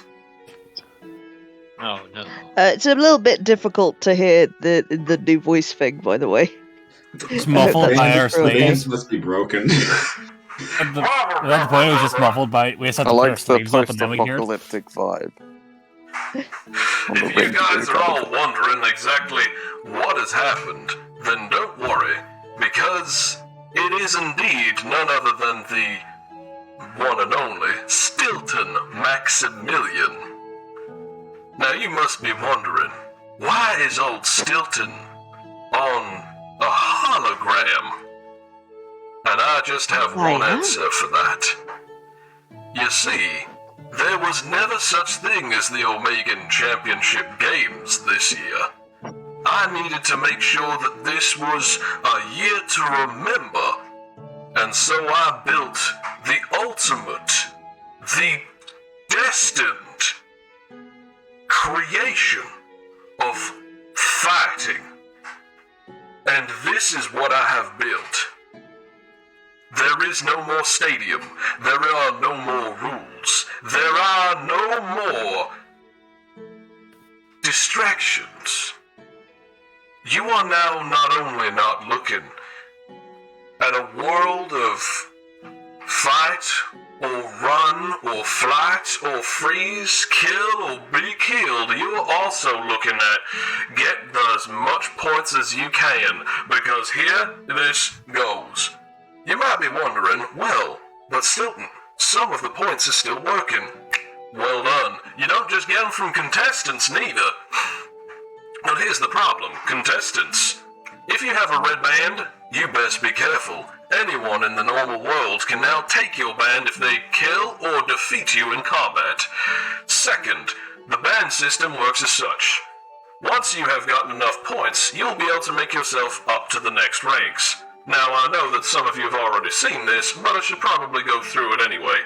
The red bands are, of course, the basic things. You'll need those to get around and actually be considered what is also known as a contestant. I'm just kidding. Either way, you can't be considered a contestant if you don't already have it. So, make sure you do. Next thing that you should know about is that the next ranking comes up when you hit 10,000 points. That's when you get a blue band. Similar to this clip right here of the behemoth, as it then shows a clip of the behemoth as right here we have it. Yeah, that's a weird one. Anyway, the green band you won't be able to get until you have 500,001 point. And finally, the big one. The gold band, which you will not be able to get until you have 10,000,001 points. But that's not all. The gold band will solidify around your skin once you reach 999,999,999 points. Once you do that, and the solidified gold band is finished, you must survive for 24 hours without anyone taking your points. If you do, congratulations, you've won. I should also tell you this. Once you get to the gold band, the team feature disables itself. That's right. Beat your own team and you get all of their points.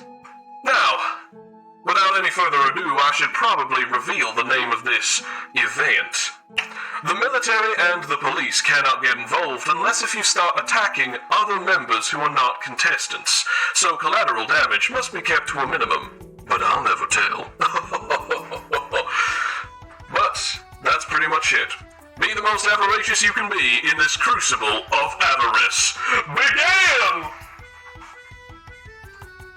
As the light fades, and you are left realizing that the tournament was never over. It has only just begun. The paranoia grips your hearts as you now know the world is the combat stadium. There are no rules, no rings out, no, they just got knocked out. No, you will be killed if you do not be careful. Your points matter more in this world than they ever did before, because this is the only way that you will be able to pay for things, because no one will take you for the jobs, because that you are target number one. Welcome to the Crucible of Avarice. The world is your stadium. Begin. What is everyone thinking at this point? I mean, for a moment, there's silence in Rakia, but then just like the biggest, happiest smile comes on Rakia, and then she just sort of starts, starts cheering, like. Felix is immediately thinking, I need to get in touch with my family. Because I need to go into hiding, or Felix doesn't want the family to get involved. Do you say this out loud, by the way? Yeah, Felix.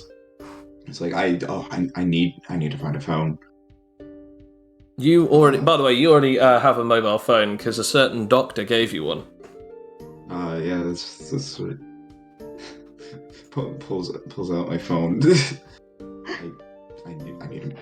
I'll be back. Actually, taking things easy. See, I'm just kind of pulling Eraser out the window a bit, and it's like, right, let's talk strategy. As you just hear Adriana go, Yes. I know that I'm not exactly part of this, but Adrian, I do worry. The world could be in danger due to this crazy tournament. Are you sure you're going to be alright? I'm worried about you. Why are you worried about me? I mean, after all, I've got you looking out after me. I'm just worried about you.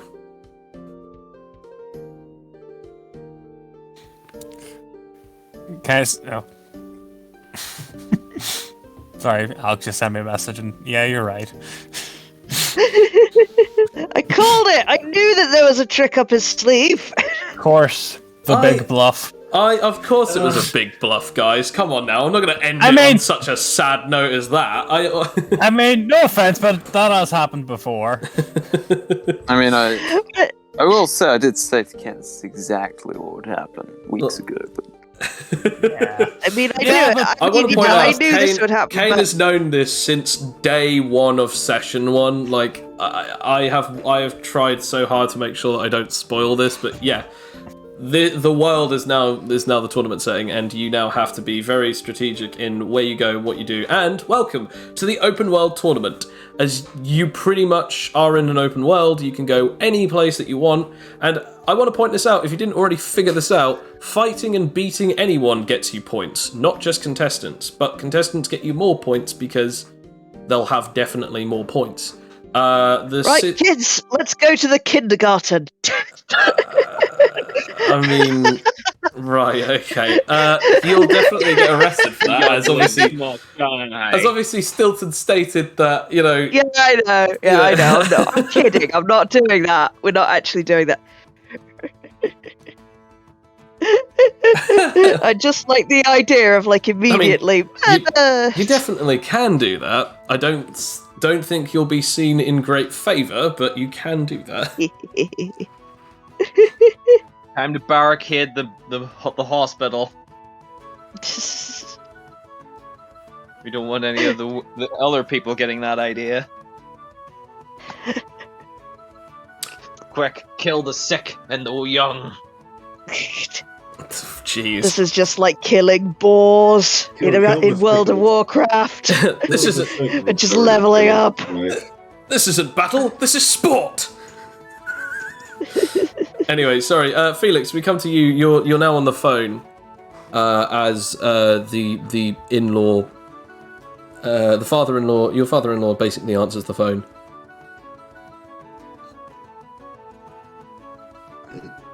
Hey, so I don't know if you saw I don't know where all this was broadcasted, but apparently the tournament's still going. Yes, I was informed. I was actually just about to call you.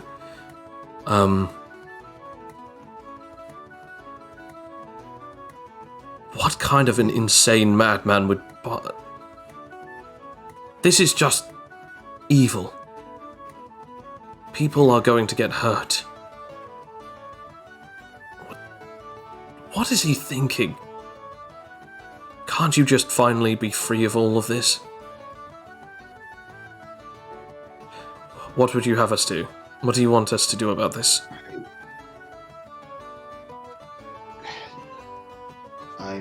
If just watch the kids. It's best that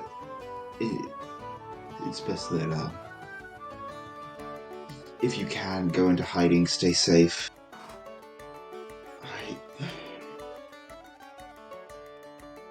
I'm trying to rack my brain on what to do.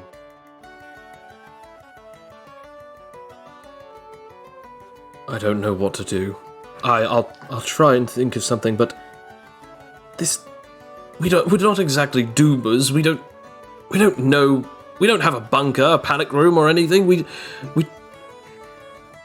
I'll figure something out. I'll keep you in contact. I'll keep you posted. I just need to think for a second. Thank you for at least calling us to make sure, and for Fatigue? Make sure my daughter is safe. He then hangs up the phone. You then sort of like... You don't really know what to do. Like, the phone is now... The call is now ended, and it's just like... You haven't gone back to the room just yet. And there's just sort of a silent moment of just grief and worry. And then suddenly...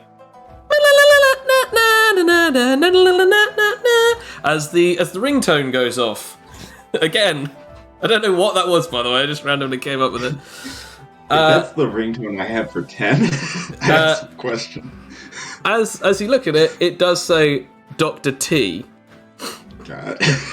Oh no. Oh. Mr.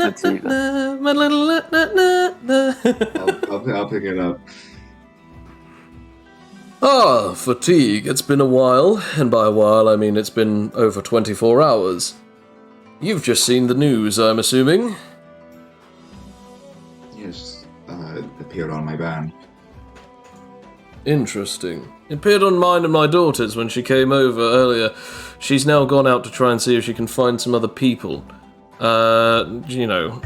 Trying to protect them and whatnot. I don't think that will really work too well, considering she herself is a contestant. But, you know what they say, there's a difference between bravery and stupidity. But, quite frankly, I can't see it. Now, I have obvious concerns that you're not going to follow through on what I need you to do if you're concerned about your wife and your kids, correct? As long as they're safe, I'll do whatever needs to be done. Splendid! Then I have something for you. A bit of a additional part of our bargain. You see, Fatigue, I am a giving man. You know this all too well. So here's the deal. I'm going to let your spawn, along with your wife, come and stay here. However, I'm going to need something from you to do so. It's not exactly easy, but I do know of a location for it. It's a specific type of stone, well, a device that's powered by a stone. It's a special type of teleportation link. Certain people use it to transport things. You're going to need this to transport your wife and family to my location in Huskonia. If you do so, I promise that they will be of the utmost defended. I do not have nor care any part of this tournament. Quite frankly, I only joined it because I thought that we'd find some interesting powers. So, I won't be leaving. I can defend your family for you, with the price that you're obviously helping my daughter, whenever she needs it. The device is not too far from here. As a matter of fact, it's quite an open device. You'll need to go in there, break in, and reprogram it for the exact coordinates that I will text to you momentarily. Once you've done so, you'll need to make sure that you can get as many things in it as possible. It's not exactly an easy device to program, but thankfully I'm going to send you the code for it. Oh, and since you're quite strong, transportation of this device won't be too difficult. So, keep that in mind. I'll send you the coordinates, and then I will send you the code of which that you'll need to input. And then, of course, they will be right here, in my lovely abode. And they will be safe. I promise you this, Fatigue. Right. Enough sullying around the day. I need to now get things prepared, as I have an entire family staying with me. Ciao, ciao. If Felix could nod on a phone, like a nod of confirmation, Felix would hit the phone. It's kind of. You have now been sent the coordinates. It's actually, funnily enough, not that far from where you are. Here's the deal. It's a warehouse that ships cargo from different locations within the world. It is technically it is a government facility. But you know what they're talking about, the transporters. You've seen them on the news before. They're kind of a big deal because it's how people get from one location to another. There are multiple different types of them, but he's saying that this one is portable. So maybe you're looking for a different sized one, because often the ones that they're thinking of are big enough to allow like, 16 wheelers to go through them, or even like basically large cargo holders. There are even ones that are built in the sea that can transport themselves from one end of the globe to the other, so that then the journeys aren't so big. So I will. Sorry. If I could, I would text the father-in-law, Felix's father-in-law. Yeah. Just, essentially, the person who's been paying the hospital fees for the past month has a stronghold. He has a safe house, stronghold, location, whatever you'd like. He basically has a place for everyone to go, and yeah, basically, it's no more than about a 30-minute walk to that location. You'd then have to somehow get in, sneak in, and steal this device or program it. Although, to be fair, the question would then be, how the hell do you get everyone in there? Yeah. Yeah. So yeah, you basically relay this information to him, or yeah, okay, fair enough. You send the information, and he just replies with, "We'll pack the suitcases," and there's just an emoji with the shrugged shoulders, because it's just like, I don't know what to do other than just say that, I guess. Do you go back into the room? Yes. Yeah. Okay. As you do that, what has everyone been talking about? Because, again, Adriana has basically been saying, I agree with the long, tall one, pointing over to Rakia. We do need some kind of strategy for this. Things could be very difficult if we don't stay positive and think about what exactly we need to do. So let's come up with something together.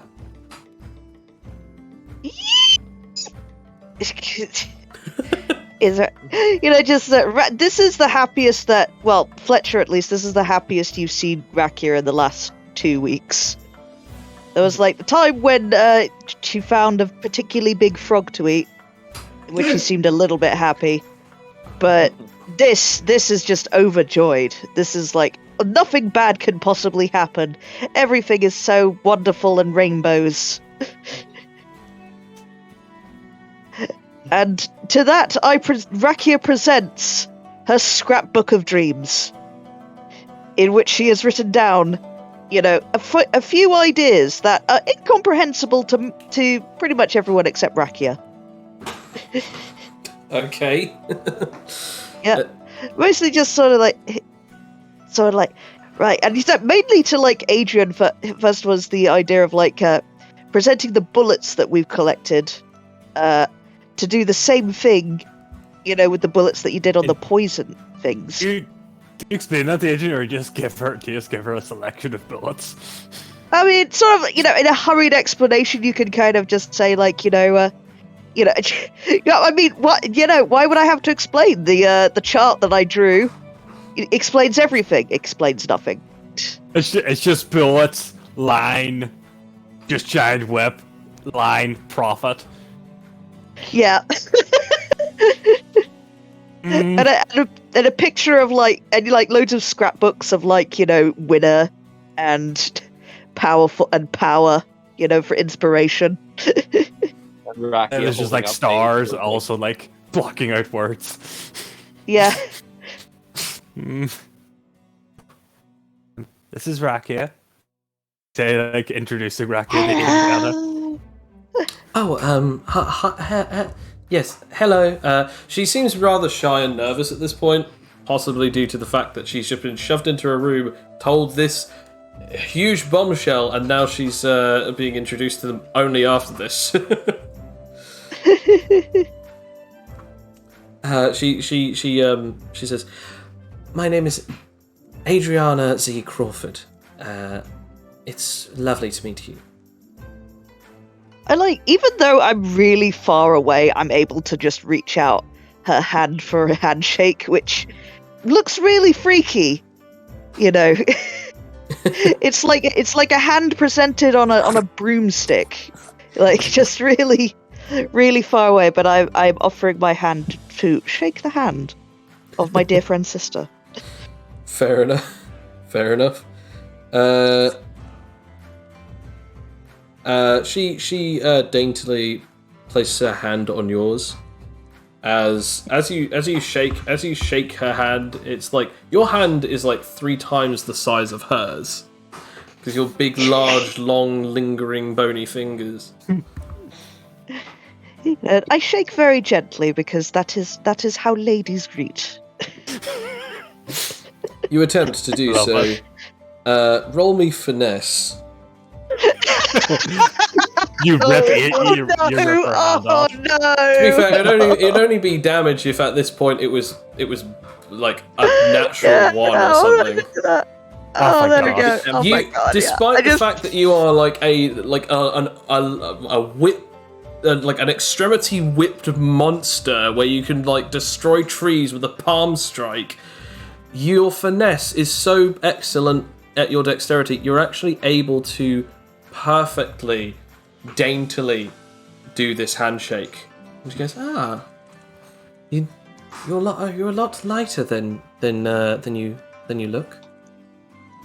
My bones are hollow. Oh, okay. She doesn't kind of like. Is that a lie, or I'm not going to ask? Trust me, that's the truth. I've carried her. My name's Fletcher, by the way. Fletcher.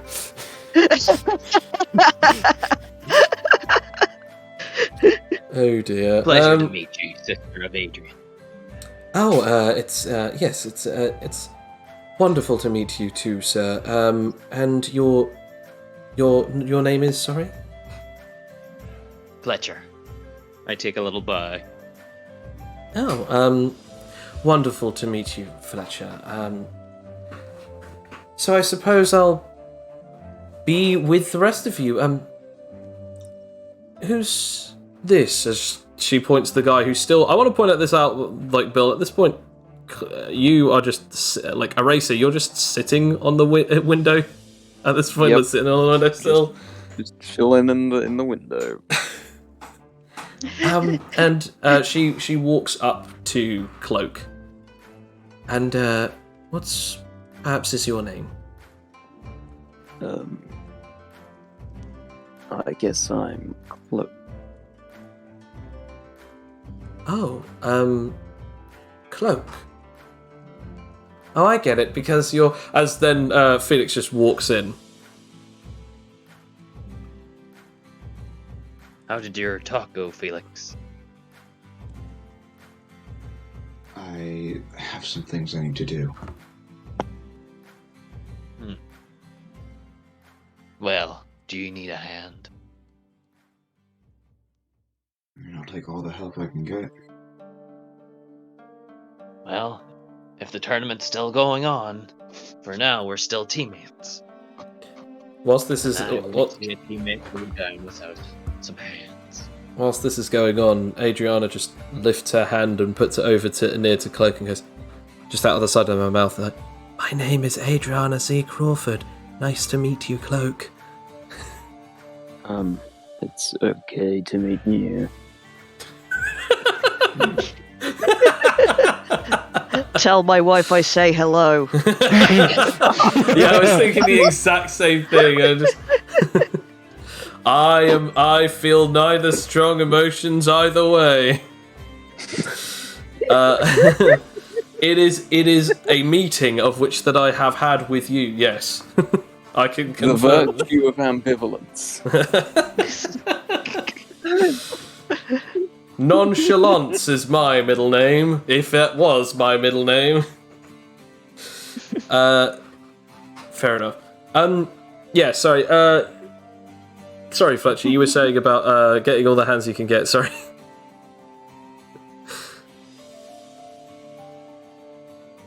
Yes. I will help Felix. Anyone else with me? See, I'm just immediately it's like, Well, whatever it is, I'm sure that Adrian and I can definitely lend a hand. After all, you're my sister's teammates, and I think that basically means that we're family. sister?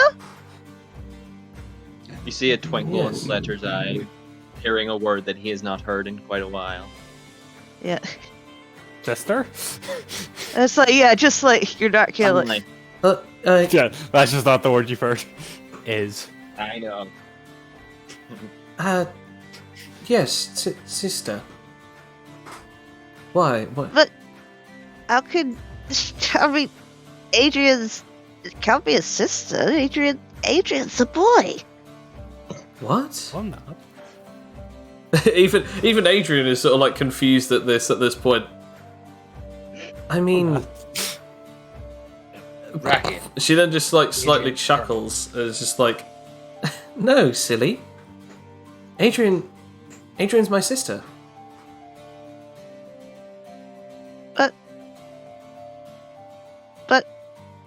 But you can just see like the cogs malfunctioning in Rakia's mind. Just, but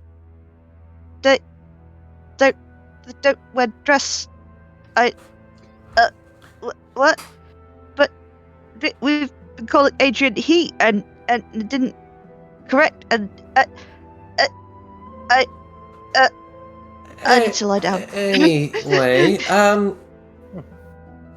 well, yes, I'm absolutely fine with tagging along. Especially getting to know the people that saved. Just looks over at Rakia, my sister. A whole bunch of times, I bet. As great of a warrior as she is, I'm sure she must have some clumsy moments. And Adrian is visibly relieved that she obviously didn't watch the TV show. No, not at all. Did not watch it at all.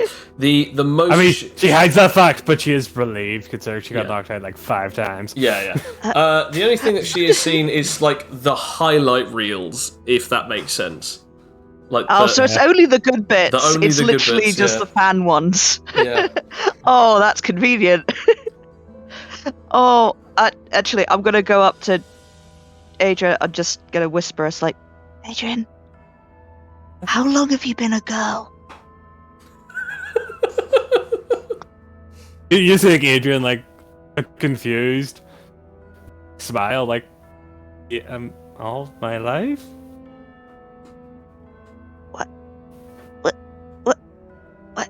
Why didn't you tell me?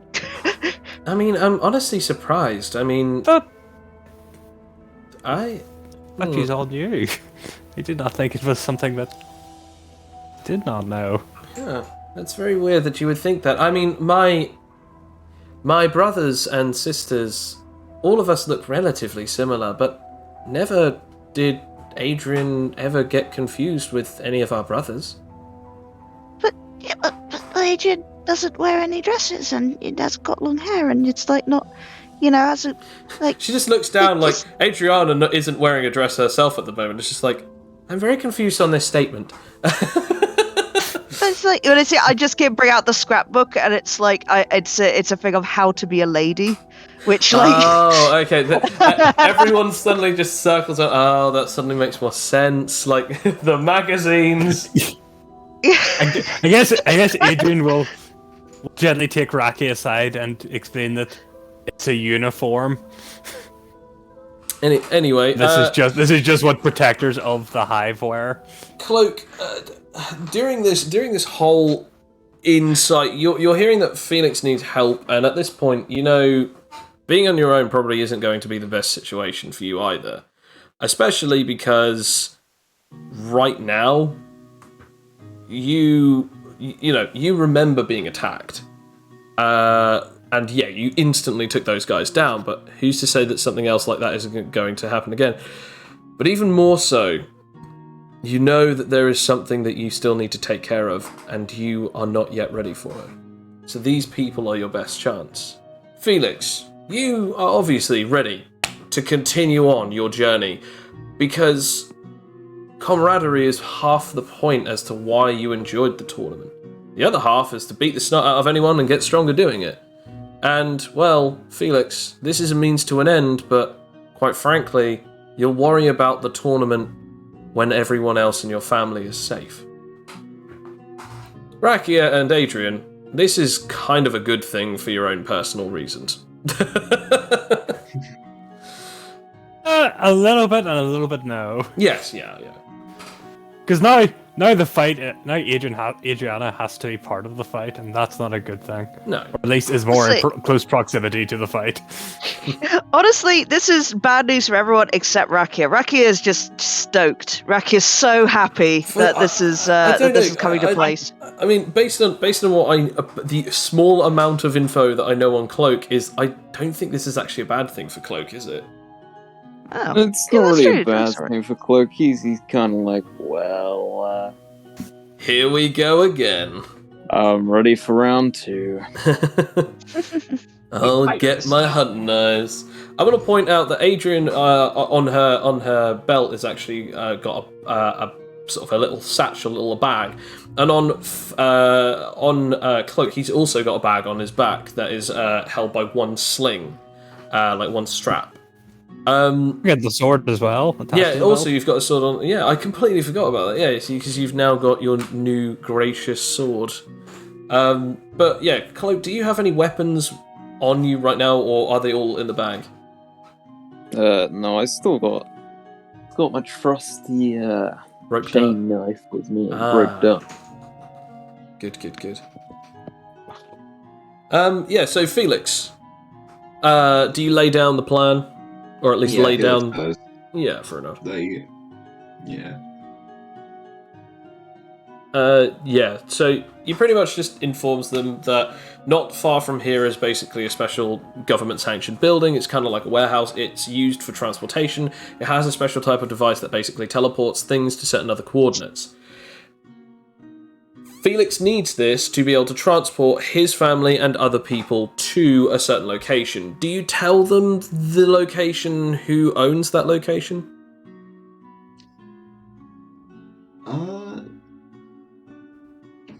No. Okay. Felix withholds that information, not that you know this, but Felix just basically states that it's someone that Felix can trust, and therefore that it needs to be done.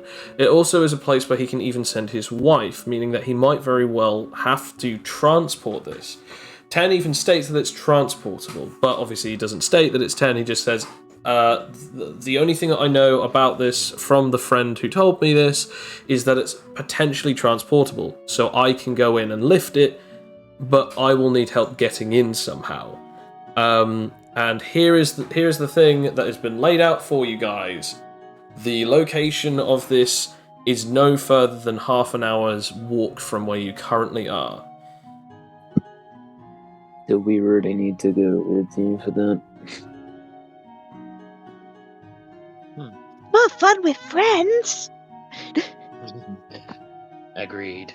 Yes, but wouldn't this many of us following you attract way more attention than you on your own? Not if we're discreet about it. Yeah, and if we do get attacked, then we'll all be there to protect each other. I mean, I almost got really badly hurt when we were just trapped with me and Fletcher. Oh yeah, by the way, I got shot. We'll talk about that later. You got Got shot? shot multiple times. Wait, Oh yeah, don't worry, I was fine. you were attacked? Yeah, with these bullets. And I, present the bullets that I've been showing Adrian. Oh, lovely. Yeah, by these guns. And Fletcher just starts pulling out 10 pistols from all of his cargo pants. Yeah. Oh, by the way, does anyone need armaments? Right. Sister, We were attacked just last week. But yet we haven't been attacked ever since. Have the rest of you been attacked by anyone by any chance?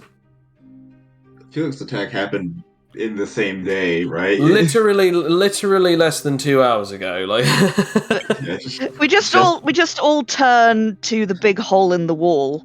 Like it's not a hole, then but it come is to a the massive dent. Yeah. And there is still a little blood on like the end table. Yeah, it's safe to assume that you were also attacked, Felix. Yes. Right. That. Joe, is it safe to assume that Felix has a car of some kind, like a minivan or something? Yeah, you do have a small people carrier. It can seat up to 5 people, plus it has like a large empty Dad trunk car. space. It is a dad car, so you could fit about 5 people in the back, 1 extra person in the front, so technically 2 plus 5 in total, so pretty much 7.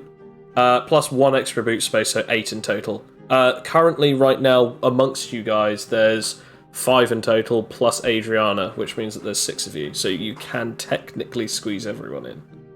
However, Raki would have to sit in the boot space, because she's too big for just 1 seat if she's being sat amongst everyone else. Right. I just leap in the boot. You don't even have to ask me twice. It's like, it's like I've done this before. It's just I squeeze myself perfectly around. I get my little scrapbook out to amuse myself in the tiny little crawl space that's left. It'd just be faster if we drive, and also it'd be a little more discreet than people walking. Fair enough. And with that, we shall end our session here, with the entire gang driving off to the location of the warehouse. And this is where we shall end our session. I'm like from the boot. I'm like road trip. I imagine we all get in the car, and like as soon as Felix starts it up, people are like, "Are we there yet?" Yeah. I don't like this car. I like I don't really driving. trust cars. Aren't these things explosive? Where should I store all these guns? There's a story with all of you guys. I feel like Felix has to pull like his knuckle dusters out of the trunk. I just hand them to you. It's like ow. I want to point out that like they're actually covered in a little bit of blood still, but we'll get into that later. Yeah, that's the session for this week. What do you guys think about moving on for this? Yeah, Big troll. Yeah, I am just a big troll. Come on now, I wasn't going to do that to you. Like the only time. You had me going for a little bit because I thought like up until about a few days ago, I'm like, because you were like really keen to like get the other characters going, for the revealing. I'm like, oh shit, maybe he's serious.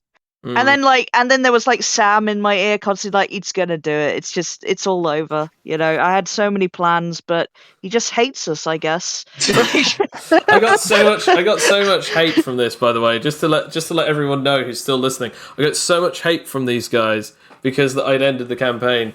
And the thing is, I didn't have any like motivation to end this at all. The whole point of this campaign was that eventually you'd get to see the difference between lots of rules versus screw it, you're now out in the open and now anyone could be your target.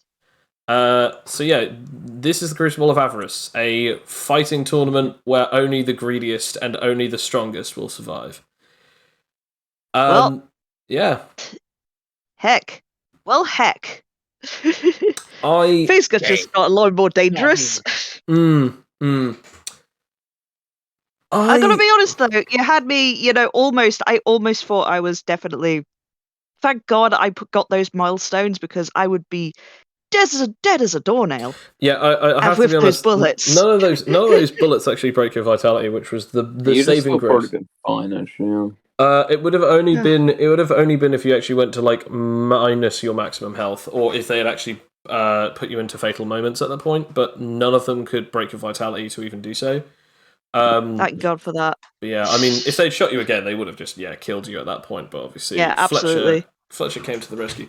Quick quick thing. Fletcher, you definitely did a really good choice there. I actually really like that, and quite frankly, for the longest time I was thinking, I have no idea how he's going to get out of this now, because Rakia is the other half to this incredible team, and I have no idea. Because I said to Kane, who was sort of modelling these encounters with, I said, I can put Cloak on his own, because he has an ability that helps him defend himself, and with that, I don't have to worry about his Animite weakness as much as I would Rakia's, because Rakia has nothing to defend against anything. And obviously, Bill's character, Cloak, has the ability of Willpower Armament, which gives him a damage resistance when he activates it. Now, with this new technique that you created, I changed my encounter for you from 5 alpha enemies to 5 gamma enemies. Yeah, that's fair. Because I was like, you know what, these guys, they'll probably get taken down in an instant anyway. But yeah, and I didn't think that it was that quick. I didn't think it would be that quick. And obviously, no one's actually seen this much. I will actually point this out, by the way. A lot of you guys don't really look all that much different. Except from Felix looks a little bulkier, like he looks a little bit, more muscular, and Cloak is filling out a bit more. But yeah, I'll say Felix probably has a different pair of clothes on as well. Yes, Cloak technically has just washed his. Their colour has changed because he washes them in the river. It's a clean river, it's a river. It's a river nonetheless. But yeah, so that's pretty much the whole shtick, the whole deal. Thanks for everyone for listening. If you enjoyed this, obviously make sure that you check out more of our videos at the Animite Tales. This has been the Animite Tales Tabletop RPG, which we've all been currently playtesting. A website will be out at some point soon. Well, I say soon. We are currently building and hoping to build more of our community via a website, which will then allow anyone to come and open up and play this game with their friends, either at the table or, of course, online on Roll20, Discord, or anything else. If you are interested, definitely keep posted. Thank you very much for watching. And remember, anytime that it's, looking like it's gonna end, just think to yourself, how much has Joe got riding on this? This is not the end. It has only just begun. It has only just begun. Now, as one wise man once said to me, now the real game begins. Thank you very much for everyone. Please like and subscribe, and have a wonderful night. Bye. Bye. Bye. Bye. Ciao, ciao. Tracy. For now.